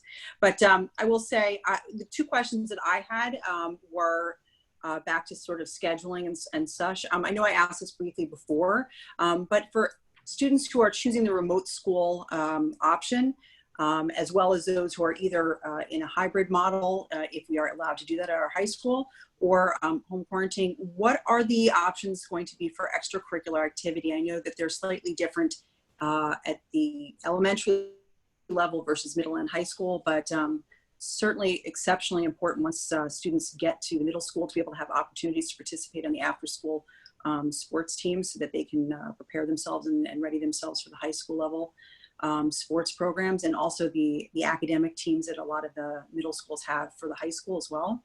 A lot of our students at the high school are involved in extracurricular programming after school that provides them an opportunity for scholarships in college, as well as other important things. Some of them, again, academic teams and programs, as well as sports, arts, and music. So I just want to see how we're looking at that for students who are either in the remote school option or hybrid or so forth. Yeah, we're starting the year. There's no after school activity at middle school just to start the year. We're starting very tight, make sure that everything is going really well. We'll be watching the guidance from the CIAC and see what's happening, because high school does start in August. So by the time school starts, we'll be, I think, much more informed about what it's looking like, not only just even in Greenwich, but just in this regional area. And it will be a slow growth. We also have, again, some of those areas like band, chorus, which we can't just bring kids together like they normally do. We're looking at, can we offer like a virtual club structure so the kids could still be on Google Meets and have that instruction for their instruments, but doing it virtually in a safe way. So it's going to be literally class by class, club by club, looking at what we can and can't do based on where we are in COVID. Yeah, I mean, I'm using the example of things like Quiz Bowl, which they have at the middle schools and the high school, some of the other academic Model UN, and other types of extracurricular programming that those students have. So I just didn't know if we are offering those options going forward this year, just to make sure that we really consider the options that we're going to be able to provide for those who choose the remote school option. We don't want them to be able to miss out on those as well. If possible. So that was one. And the second question I wanted to ask is, on several of the webinars that I've been on for reopening our schools lately, I've heard from different districts, maybe it's not just in Connecticut, but across the country, that for those that are offering the remote school option, they are recommending that students that choose the remote school option opt in for that for a full semester, so as to not come in and out and daily or weekly, or make those decisions if they choose to do so for a semester, so that they're not creating issues with scheduling and revising, schedules for students that are currently in school or out of school, or so forth. So just wanted to see what your thoughts on that were, or if that's something that you guys had considered, if we're even. We would love to have it as a requirement, to be honest, where you had to at least commit for 9 weeks or a semester, but we're not legally allowed to. Again, we all did a legal webinar to get the direction on that. So if a family wants to come back into public school on site, we have to allow that. We can recommend it and say, we will have a better educational system if everybody makes decisions and we don't have all the in and out, but we can't legally put that like a requirement there. Okay, I just was curious because I know that we want to ensure that the academic and educational delivery and is robust for students both at home and those are in school learning, and we don't want to, if students are back and forth, creating concern in that department. Yeah, we wish we could do that. We're just not allowed to. All right, Miss Olson. Thank you, Tony. I have a couple questions, I guess, about the PPE products. Did we budget for students that are facing financial hardships that may not be able to purchase masks, et cetera? Yes, we will have masks available on the bus. We'll have masks available, in the buildings. Okay. We are encouraging our students and staff to have their own mask, but if they don't, we will make sure. And partly that is when everybody's mask looks the same, especially if you talk about younger children, if somebody drops a mask, they're more likely to pick up somebody else's. So we are encouraging them to have their own, but it will be available if they need it. Okay, yeah, I know you said that they would need that to be able to step foot on the bus, but I just wanted to make sure that once they're off the bus, or if they didn't take the bus, and didn't have one available. Or what I think Ms. Downey mentioned this last time, that the sooner we can communicate to parents exactly what they could purchase in advance, the better, because then I'm sure there's many parents that want to go out and do that. So just to reiterate that, but also perhaps, I know with school supplies, you know, it's a very odd, the modern day school supply list has changed quite a bit. I think that with school supplies, sometimes there's an option to, you know, buy a set of school supplies to provide for a student. And I think that maybe we could do that. I don't know if that was mentioned before or not, but perhaps we could do that also in terms of masks and other PPE equipment, make that a possibility, because I'm sure there's many parents that would be capable to do that and would want to do that to ensure that we have what we need for safety of our students and staff. My last question actually is about scheduling. You mentioned that for electives, that they would last about 6 to 9 weeks. I know you're still figuring all this out, but they'd last about 6 to 9 weeks and slightly change the cohort. I guess my first question is, do we know the size of those cohorts? I know we don't know yet necessarily middle school. And my second question is, with electives, we would slightly change the cohort. I understood the idea is for the cohort to sort of stay together as much as possible. So how do you slightly change a cohort? So you slightly change a cohort by, in middle school, they're working from the number of 100 students.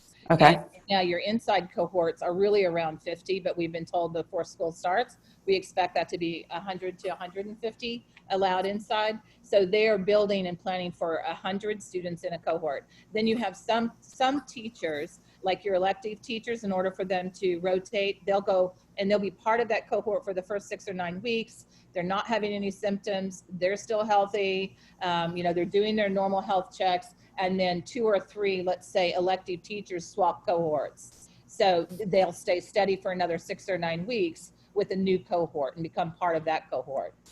So the cohort stays together, the teacher swaps positions. Yes, it's as minimal as possible, but it's the teachers that actually swap the cohort. Yes.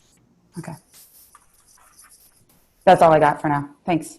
Thanks. And just on Megan's point, you know, the PTA usually is the one that's driving the pre-purchase of school supplies. So, you know, maybe that is something I'm sure our PTAC representatives are listening in. Maybe that's something they do want to take up with their membership. That'd be great if they could. That'd be very, very helpful. And I want to ask a quick follow-up on masks, Tony. Well, it's Peter Bernstein, by the way, because I should announce my name. I say that instruction. I know, you know, we're gonna have students who are going to not be able to wear masks for health reasons, and there'll be doctor notes. Could we recommend face shields for those students? I know they're a little bit easier to deal with than the masks. They're obviously, in terms of level of safeness. I also watched the Bill Nye video. They're not completely there, but at least it's something. So I don't know if we've explored that at all. We talked a little bit about that at the planning meeting, is looking at how we can get creative about, you know, what children or young people may wear, like a mask. If the mask isn't comfortable, they can't keep it on, moving to a type of a shield. One of our principals had her daughter popped in. We saw her on a meeting the other day, and she had a little floppy hat with almost a shield hanging off of it like a beekeeper.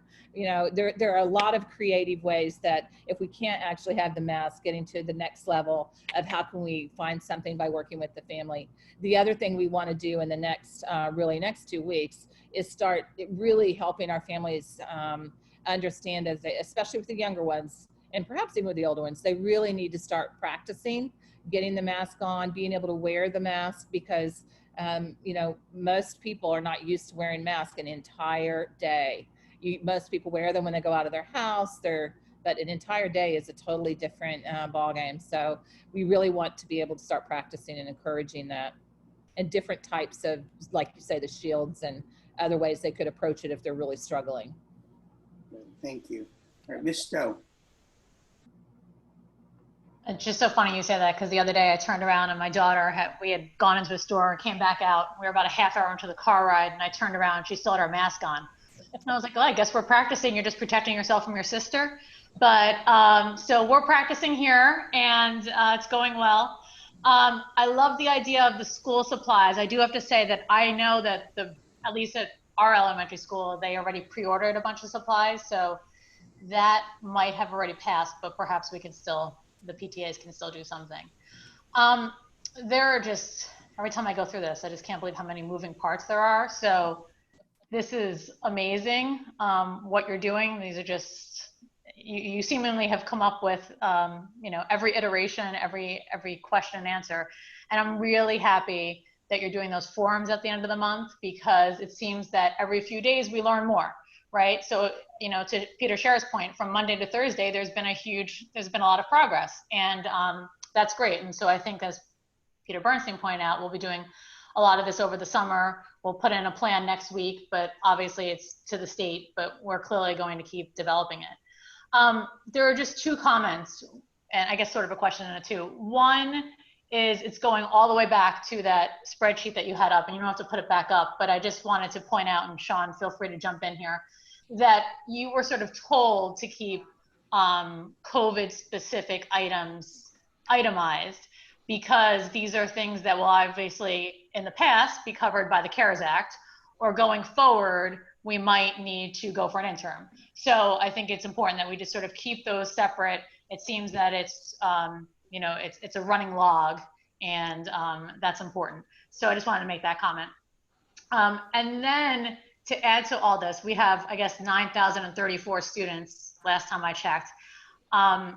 We might be having increasing enrollment. Two reasons for that, right? I've heard a lot of people on my own block. We've had a few people move in from New York City.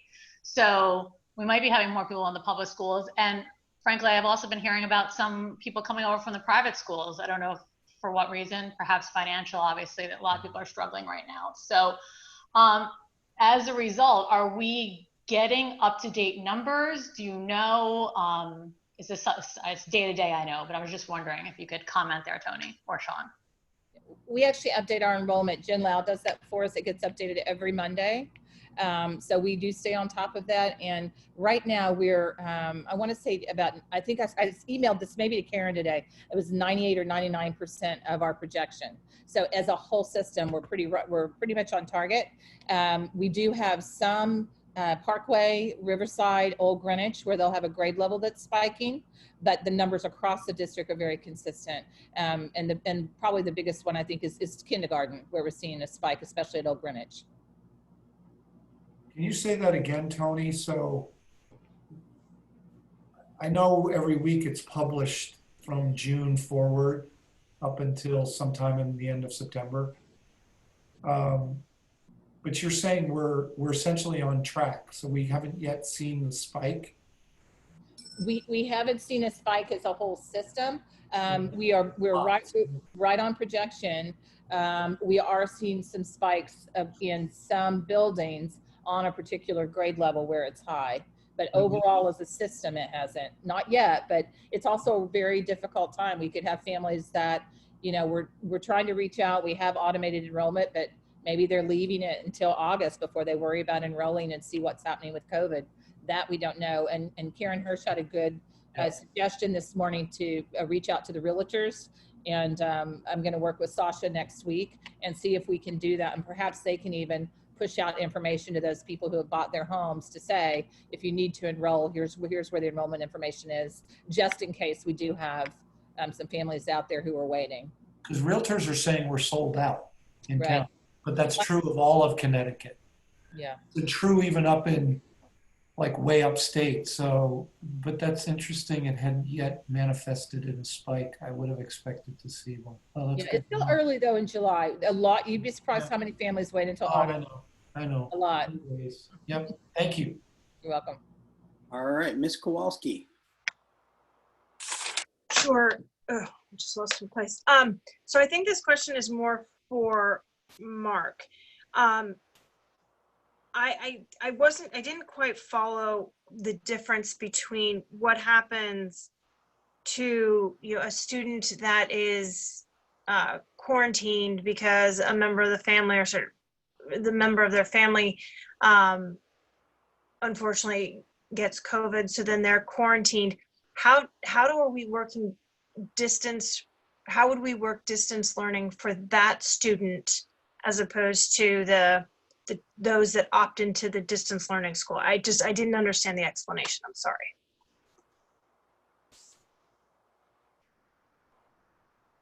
So that is actually a wrinkle that we're still working out, because it's not as neat as if the student went into quarantine with his or her class, thus removing the teacher and moving him or her into a remote learning environment. So Okay. in that particular case, we have to really be thoughtful about, do we have that child pivot to the remote learning school? My worry with that is, and I'd be interested in your thoughts on this, my worry is the pacing is going to be different if you take a child out of a classroom that they've been attending consistently in school and drop them immediately into a remote learning classroom. Because, you know, much like when you go from one classroom to the next, they're not always on the exact same lesson every single day. Pacing is dependent on learning progress of the students in front of you. So that is one, Karen, that I don't have a clear answer for you on, but it is certainly something that before the school year starts, we have to figure out again, and it goes back to what would be in the best interest of that student, how long will they be out for, and is there a way to still have them stay connected to their base class? In my mind, that would be the best solution, but since we haven't explored live streaming at the elementary level, I don't have an answer for you just yet. Okay. Yeah, it does create a dilemma because I agree with you. I don't think the solution is that they all of a sudden get popped into the distance learning school, because one, it's with a new teacher they don't know, with kids they haven't been associated with, and the pace may be not the same, right? And not necessarily the pace meaning one is behind and one is advanced. It's they may be just on a different subject matter or a different course during that time period. So I think that creates a lot of, it's just not functional in that component. But I'm wondering if the alternative is, you know, you live stream that classroom for that student. I don't know if that's a you know, a possibility, and even if we could set up a function in that way that all of a sudden every classroom is capable of live streaming if we got kids popping in and out. I guess the worst case scenario is you treat it like we would treat it in, you know, normal times, you know, pre-COVID, when if a kid's sick, you get the homework sent home and they do the homework and they turn it in, and as such. I don't think that works either. So yeah, this is interesting. And I appreciate the fact that it's an ongoing process. So maybe Peter's suggestion on the Beverly Hills component, they've thought through this and maybe they have some ideas, but I'll continue to think about it too, because I think so far the option would be somehow to keep that child actively involved with their classroom and teacher, but how do we get that accomplished? Yeah, so Karen, if I think back over the years of my time as a principal, there have been instances where we've had kids who've been very, very sick and for whatever reason couldn't come to school. And again, I can't really draw the comparison that this would be easy to do, but we have had we've had scheduled opportunities for kids to be live in the classroom and for the kids to interact and for them to be participating in singular activities, but I can't think of one time where we've had someone key in for the entire day. I'm not saying it's impossible. We certainly have the technology to do it. I just think we need to explore that further. But I've had situations where kids, whether they had a surgery or whether they physically just couldn't come to school, right, wanted to make sure that they still have that connection. And it was usually a special activity or an event. So that might be a route that we explore, but it's certainly not a clean and simple answer.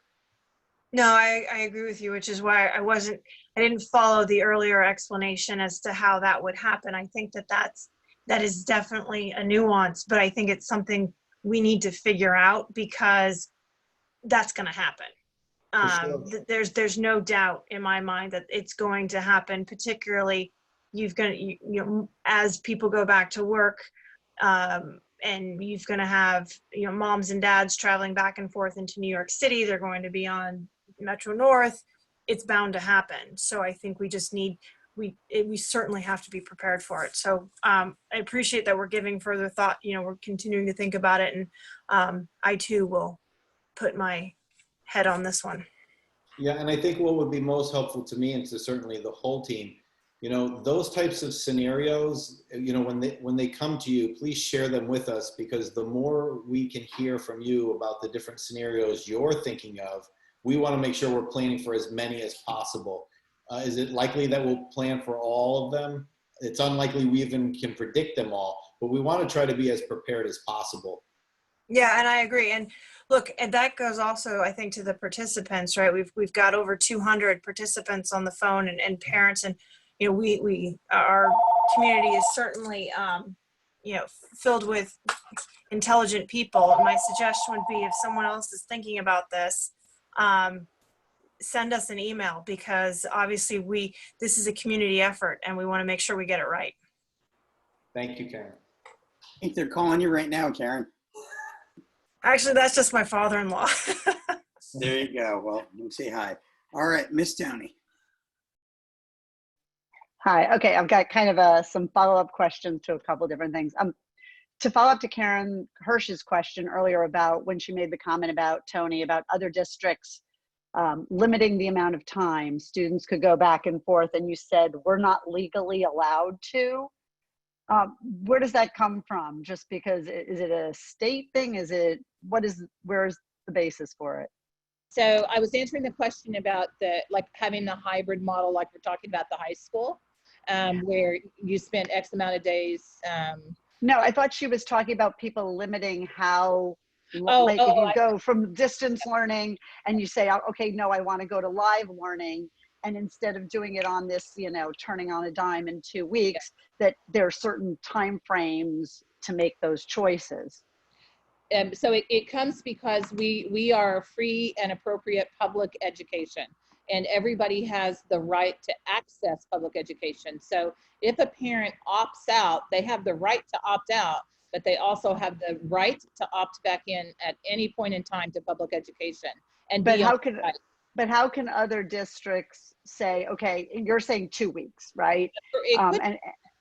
It could be that they haven't consulted their attorney, or they weren't on the statewide call that all the superintendents are on. They might have missed it. Okay, that's fine. No, because I'm just thinking administratively for you all, obviously longer time frames are much easier to work with, and you don't want to spend a huge amount of your time with kids going back and forth, because that detracts from the educational time.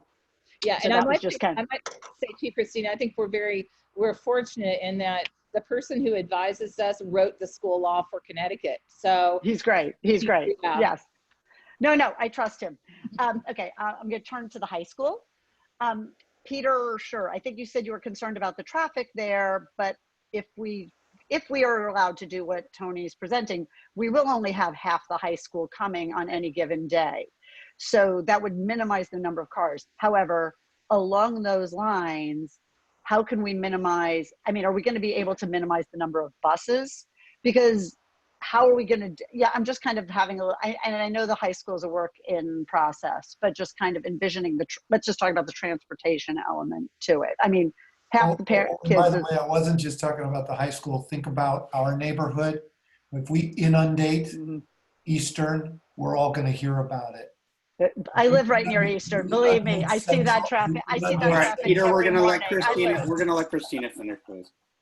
No. And so I just didn't know if we're going to be able to streamline our buses once you ask parents about who's riding the buses, or is that just not going to be practical at the high school?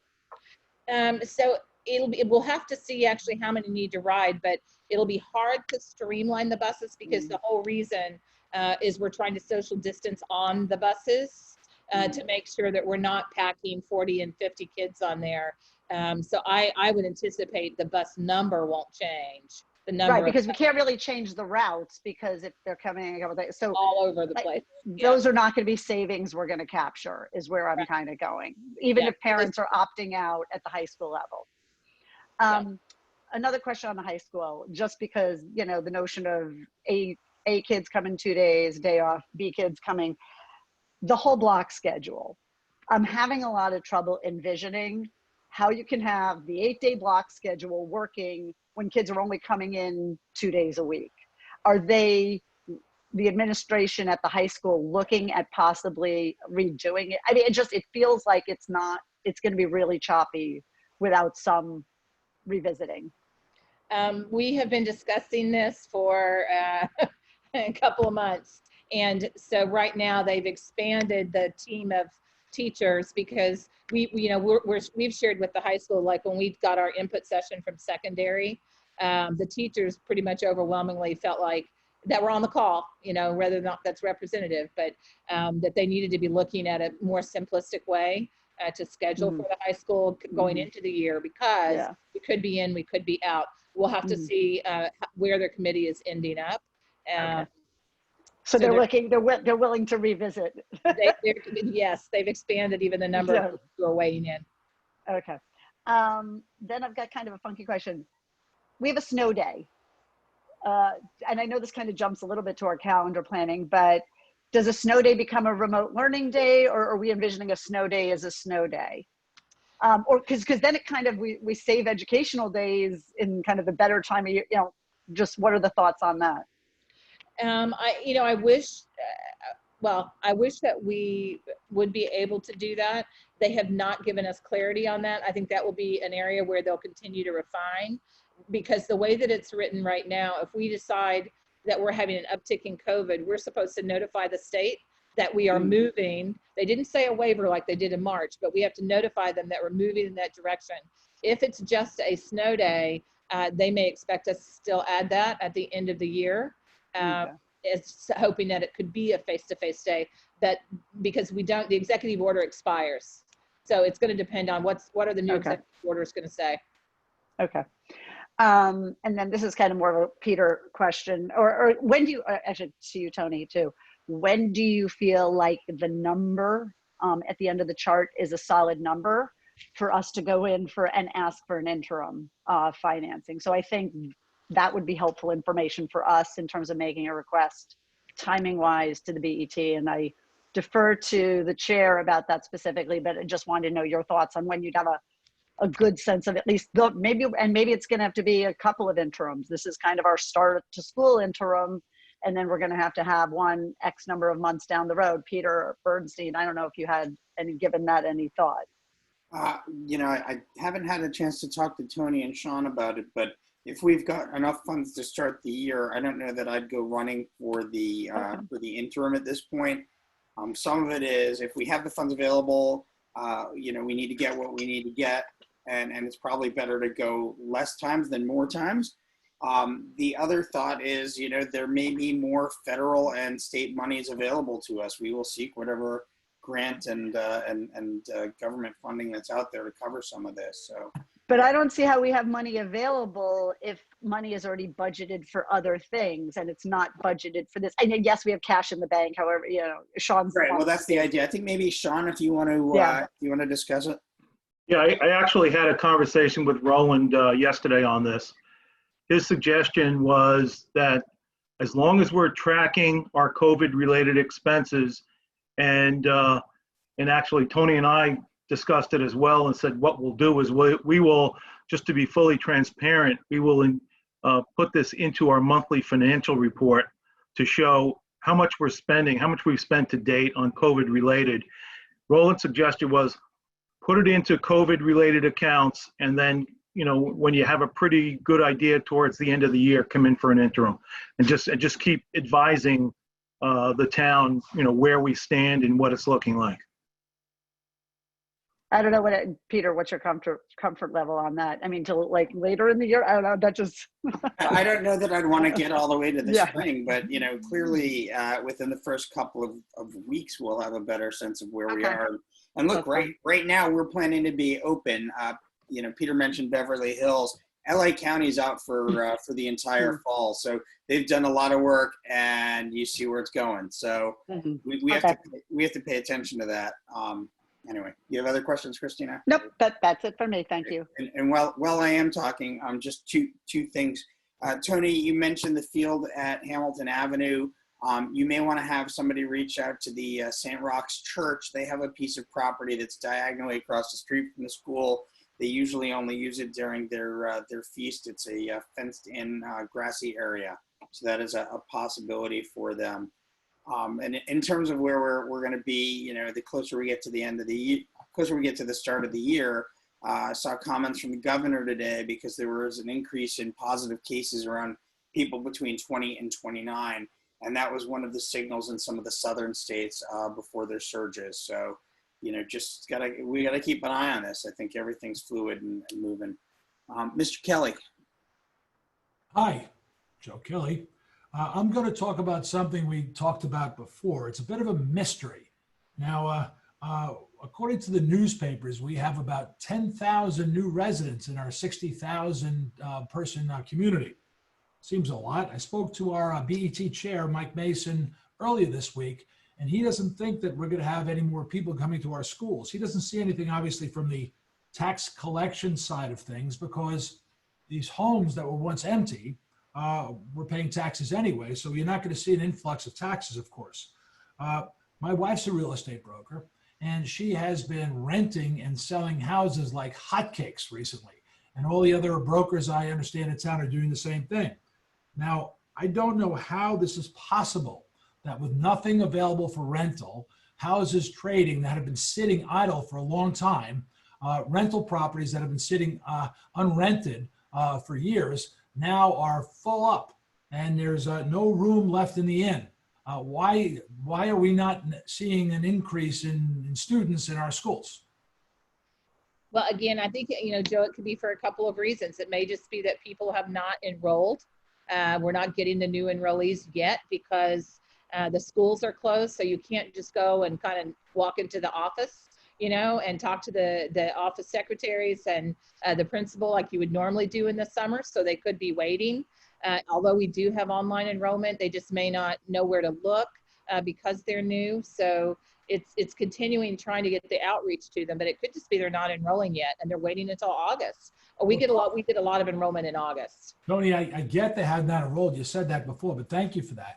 But is there something we should be doing in anticipation, just logically looking at this influx of residents, that we should be thinking ahead and saying, you know what, even though they have not enrolled yet, there's a very good chance we could see a large increase of students in our schools. I mean, 10,000 new residents in a 60,000 person town is a whole lot of people. Well, I think what will happen is really when they enroll, because you can't go out and hire staff in anticipation that people are going to show up. Because if we were hiring staff for 10,000 new residents, and we're assuming we're going to have large influxes of students, we don't know if they're preschool or high school or middle school. So until people actually enroll, it's difficult to be able to plan for that. So it's really trying. That's a very fair comment, but let's just keep it in mind that this might happen. I know we're planning for a lot of things. So let's add this to our list of things to plan for just in case. You know what? I'm not really expecting an answer here, but I'm just saying put that on the list of things that might happen. Thank you. Absolutely. All right, Ms. Hirsch. Hi, thank you. And Joe, Tony and I had a conversation about that too. And she mentioned it a little earlier about trying to make outreach to the realtors to see if they can reach out to those that they're renting. They rented homes to this past, couple of months, as well as sold homes too, because oftentimes new families here just don't seem to get the information and know the deadlines as to when they have to enroll in our schools and aren't on our email list, so they're not getting the wonderful emails that Tony sends out weekly. So I think we're all of the same mind, and the sooner we can find out how many students we're going to have enrolled, I think that the better it will be for us to plan.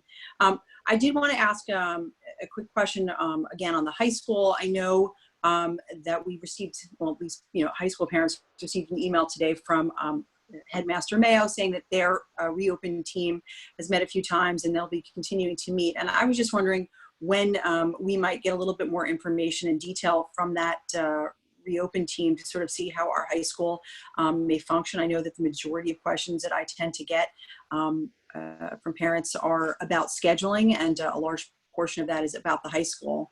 I know parents are going to be asked to make some decisions in the next coming weeks as to whether they're going to return to in-school learning and remote, or the remote option. And without having an idea really of what that schedule at the high school will look like and what the offerings might be, I think it might be very difficult for us to get the proper information from parents as to what they want to do with their students. Yeah, I mean, I'll just comment and then I'll open it for Anne if she wants to add it. They absolutely, the letter goes out on the 27th when we have to get feedback from families about opting out.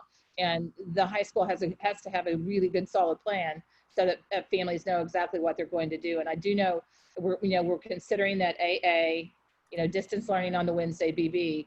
What the real discussion and the meat of it is the whole drop schedule that they have. That's where they're really spending their time. Anne, do you want to add to that? Yes, I spoke with Ralph and Dana today, and they're going to have a draft schedule to us on Monday so that we can look at it with some of the suggestions from their staff and from their administrators. So we'll have an idea as to what they're thinking about, and then we'll look at it and see if there's anything else that we need to add or to delete.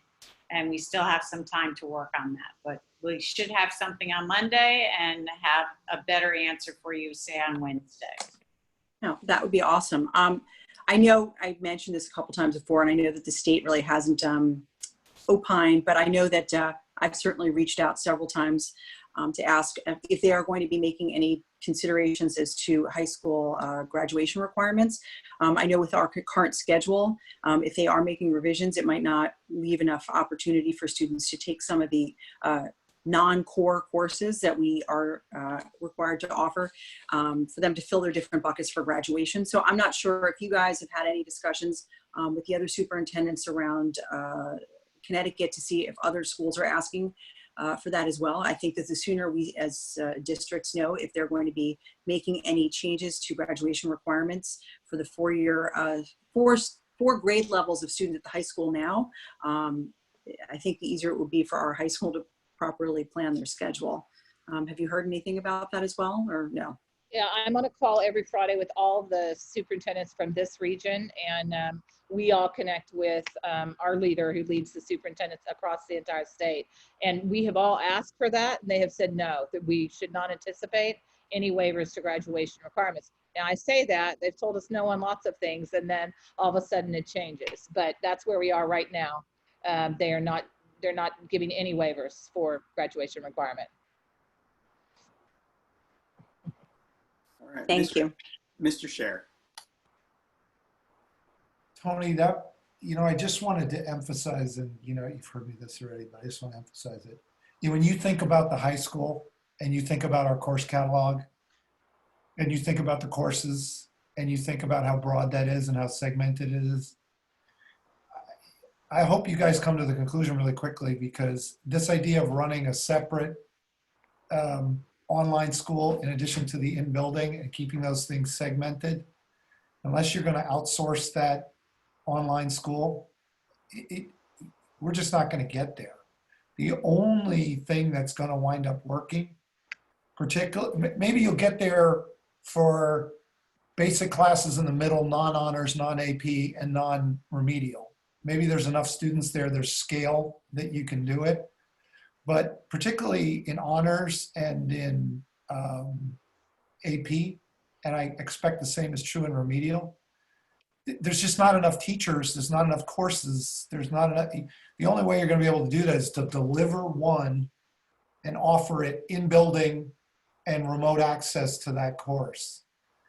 I think about, just take AP math in 11th and 12th grade. There's only two teachers who teach it, and they're teaching a whole bunch of other stuff. There's just no way you'll get there.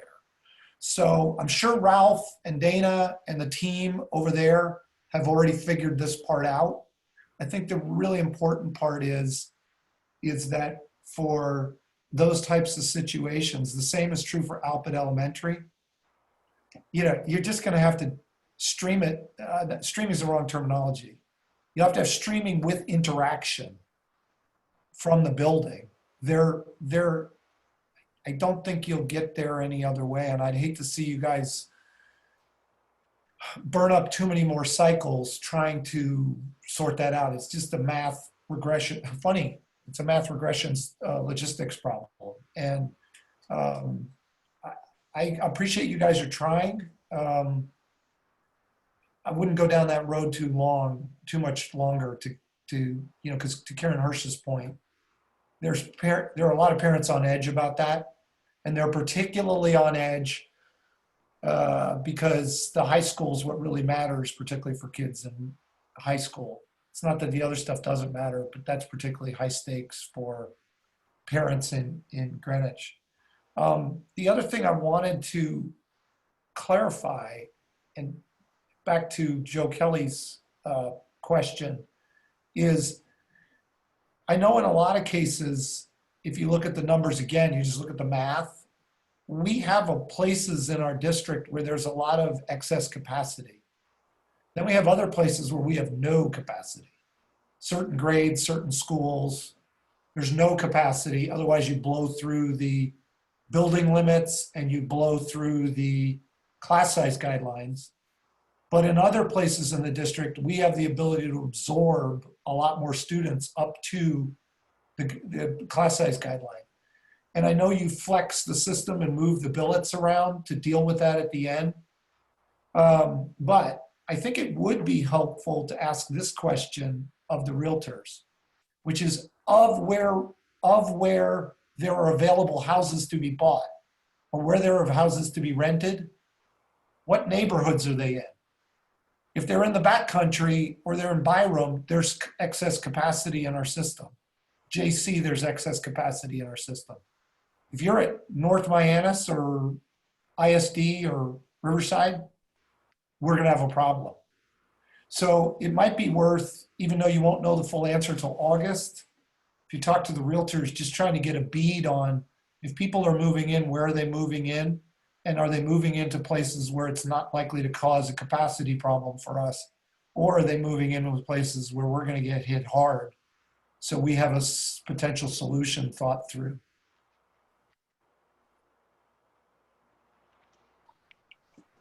Yeah, I might just to speak to the high school issue. From a teacher's standpoint, trying to ask a teacher to teach live and also interactive on a computer with kids sitting on a screen, I'm not sure that we could do that. I think we would be, you're mixing two totally different teaching methodologies, and I think we're being very thoughtful about it. The other big factor for us is how many of our teachers are not going to come back to teach. Correct. We don't know how big that percentage is. So we have a huge group of teachers possibly that are going to be sitting at home, that they're either just going to be on leave and we're going to have to put replacement teachers in. Let's say that ended up being, 100 teachers. We would be hiring another 100 teachers to replace them, because they still were hoping, some of them, and let's say they've gone through cancer treatment and they're not comfortable being back given the COVID environment, they could still be at home remote teaching, biology and their whatever courses. And they might be remote to the student in the building. So we need to be open to thinking about, is there a scenario where we have a really great teacher, they can't be exposed to COVID because they're in a protected group, and we may have to have them delivering from home to a classroom at Greenwich High School. I think parents need to be ready to think about how flexible we'll have to be. The other thing, Tony, to your point, which I think is exceptionally well taken and it hasn't been spoken about, is we might have to regress to a stand and deliver teaching model, which is a little outdated, but it may be necessary to go back to putting a teacher really a lot of the time lecturing off of the front of a whiteboard so that there can be a camera on them for kids who are out of the classroom and what have you. I think parents need to adjust their thinking about this. We need to similarly adjust our thinking to, we've got to deliver, I've said it before, certain numbers of hours of direct instruction, particularly at middle school and the high school. It's going to have to be a flex on both sides if this is going to work at all. Hopefully we don't have this problem. Hopefully people go back to school and it's never a problem. Wouldn't that be great? I just think people need to be prepared if it goes pear-shaped, what it's gonna look like. And that means teachers have to change. Teachers have to change just as much as parents and kids need to change. Everybody's got to adapt. And we can't wrap this system around one group or the other. Otherwise, we'll never get to the quality that we have to have starting September 9. Yeah, I mean, I think everybody's having the same conversation, and from the stand and deliver standpoint, I think we fully anticipate it's going to have to look more like that, because the teacher's not going to be comfortable moving all around the room.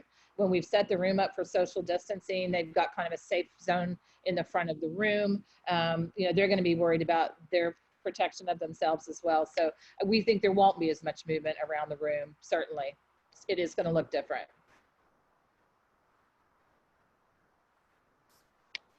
All right.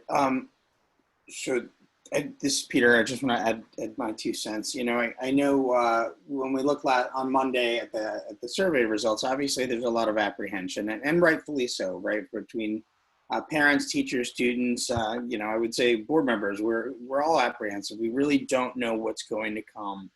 I want to thank your committee for all the work you've done between Monday and now. You've had 2 additional meetings. I'm sure a lot of other work went on to get to where you are today. And, I love the progress, right? We're trending in the right direction, getting a lot more comfortable with it. But there's still going to need to be this flexibility. So whatever gets submitted next Friday is not the end of the conversation. I will remind board members, it's my intention that we'll probably end up having some additional meetings in August as we get closer. The guidance from the state will change. The guidance locally from our health department will change. And folks, there's no question in my mind, we need to start thinking of teachers as frontline workers at this point. They need to help ensure our students are achieving just as much as they need to help ensure safety in the buildings. And it's a different way of looking at teachers. They do many, many things for our students, and we're asking a lot. And we all have to work together and move forward. So, we'll expect to hear more from you, Tony and team. I know Mr. D'Amico promised some information about middle and high school, so we'll be on the lookout for that. I know you mentioned doing some more work. So. With that, I'll close out the item and just say thank you, and keep moving in the right direction. And we'll see where we are, in a week, 2 weeks, in a month, and about 50 odd days till we get to the start of school. So thank you. All right, the next item on our agenda is the revisions to the school calendar. It's an action item. I'm going to go ahead and make the motion, and then I'll look for a second. So the motion is to accept the changes to the calendar item for the 2020-2021 school year as proposed. Is there a second? Second. Thank you, Mr. Sheriff, for the second. Dr. Jones, discussion. So this calendar actually, if you remember originally, we had our orientation followed by the first day was the first and the second. So what this calendar allows us to do is bring our teachers back in August, and then we have that whole first week in September. September 8th becomes the orientation day, with September 9th the first day for all students. And we were able to capitalize those 3 days that the state has given us as a waiver. So it basically turned from instruction to professional development. And then we had to capture 1 day in October, which was October 12th, where school is open instead of closed, to make that work and flow to get us after Labor Day. Which day is that, Tony? October 12th. And that was the PD day, right? Right. Well, Peter, if you remember back when we actually voted for the first time on this calendar, that was a day that was used for college visits by a lot of families. Right. And so we had intentionally put the PD on that day because it allowed that long weekend for those juniors and seniors that wanted to visit schools. Well, considering you can't visit schools now, all mine got canceled. Hey, maybe they'd be open, but we'll just have to sort that out. Thank you for making the adjustment, Tony. All right, Mr. Kelly. I think we should start school before Labor Day, something no parent has ever said. Yeah, I hear you, Joe. This for the first time ever. I'm so happy to see this, and all the wrong reasons for doing it, but it's exactly what parents have wanted for a long time. All right, Ms. Stowe. Yeah, no, I was going to say the same thing. I was always jealous of my colleagues in New York that didn't come back until after Labor Day. So I think we make this the beginning of a new trend. Right, and we'll see how well that works out. Ms. Hirsch. You know, this is kind of a discussion on the calendar and back to our discussion on our reopening plan. The only thing I wanted to ask about is, you know, with a lot of, you know, if we are able to reopen our schools on day one for students and staff to return, it is something we should probably consider as to what our thoughts are on the states that people travel to for quarantine and coming back to quarantine. I know that that's a question that was asked by many people, and it's probably part of the Q&A document. But especially with such a long weekend, people might be traveling. So I just wanted to put that out there as something we should, you know, have in the back of our minds. However, I'm thrilled to not be going back to school prior to Labor Day. Oh, and then for college visits, Mr. Chair, I was gonna say all of ours have been moved to online virtual ones. So I'm sure that parents will be appreciative that they don't have to travel over the country for that. I don't know. I would think some people might welcome some travel right about now. All right. Given that there's no other discussion, the motion on the table is to approve the calendar as amended. We'll take a roll call vote. Bernstein is a yes. Stowe? Yes. Hirsch? Yes. Downey? Yes. Kelly? Yes. Kowalski? Yes. Olson? Yes. And Cher? Yes. All right, that passes unanimously. Thank you very much. All right, before we take Joe's motion, I will remind board members we probably will want to meet, not, I know we don't normally meet in August until at least the end of the month. We'll probably want to meet. I will start emailing around and asking for dates because I think the sooner we put a hold on our calendars, the better, the easier it will be to get 8 people together. With that, Dr. Jones, thank you for all the hard work. I know you're going to try to take a couple of days off soon. We wish you a good rest. We've worked you hard this year, so rest up because you're gonna need it. I have a question about that though. Yep. Is under current rate and pace, right? Tony is submitting a plan that doesn't meet state mandate, and we didn't ratify it. So, you know, I'm not sure I love that, but I'm not gonna, you know, I'm not gonna get all hung up on ceremony. The question becomes, what are we gonna do as a board to communicate to, I mean, we have to do something to communicate to Hartford that she's not out there on her own, and, you know, we have to do something. I'm just wondering when. Do we wait to send it to see if they say yes or no? Well, even between now and then, Peter, Tony has sought guidance from the commissioner and the Department of Ed. So she may have guidance before we even get to submit the plan next week. Yeah. You know, if we needed an emergency meeting, if she felt like she needed that, we'll let you know as soon as we have something back.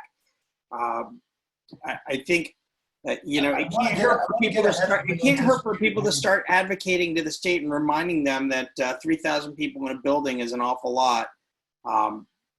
You know, you can start doing that tomorrow or tonight, as far as I'm concerned.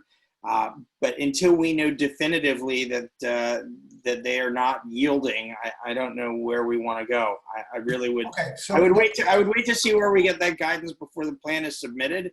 You want to wait to see what they say about it. Okay. Yes, exactly. I mean, we cannot. I think Tony, you mentioned Danbury last time as having an extremely large high school.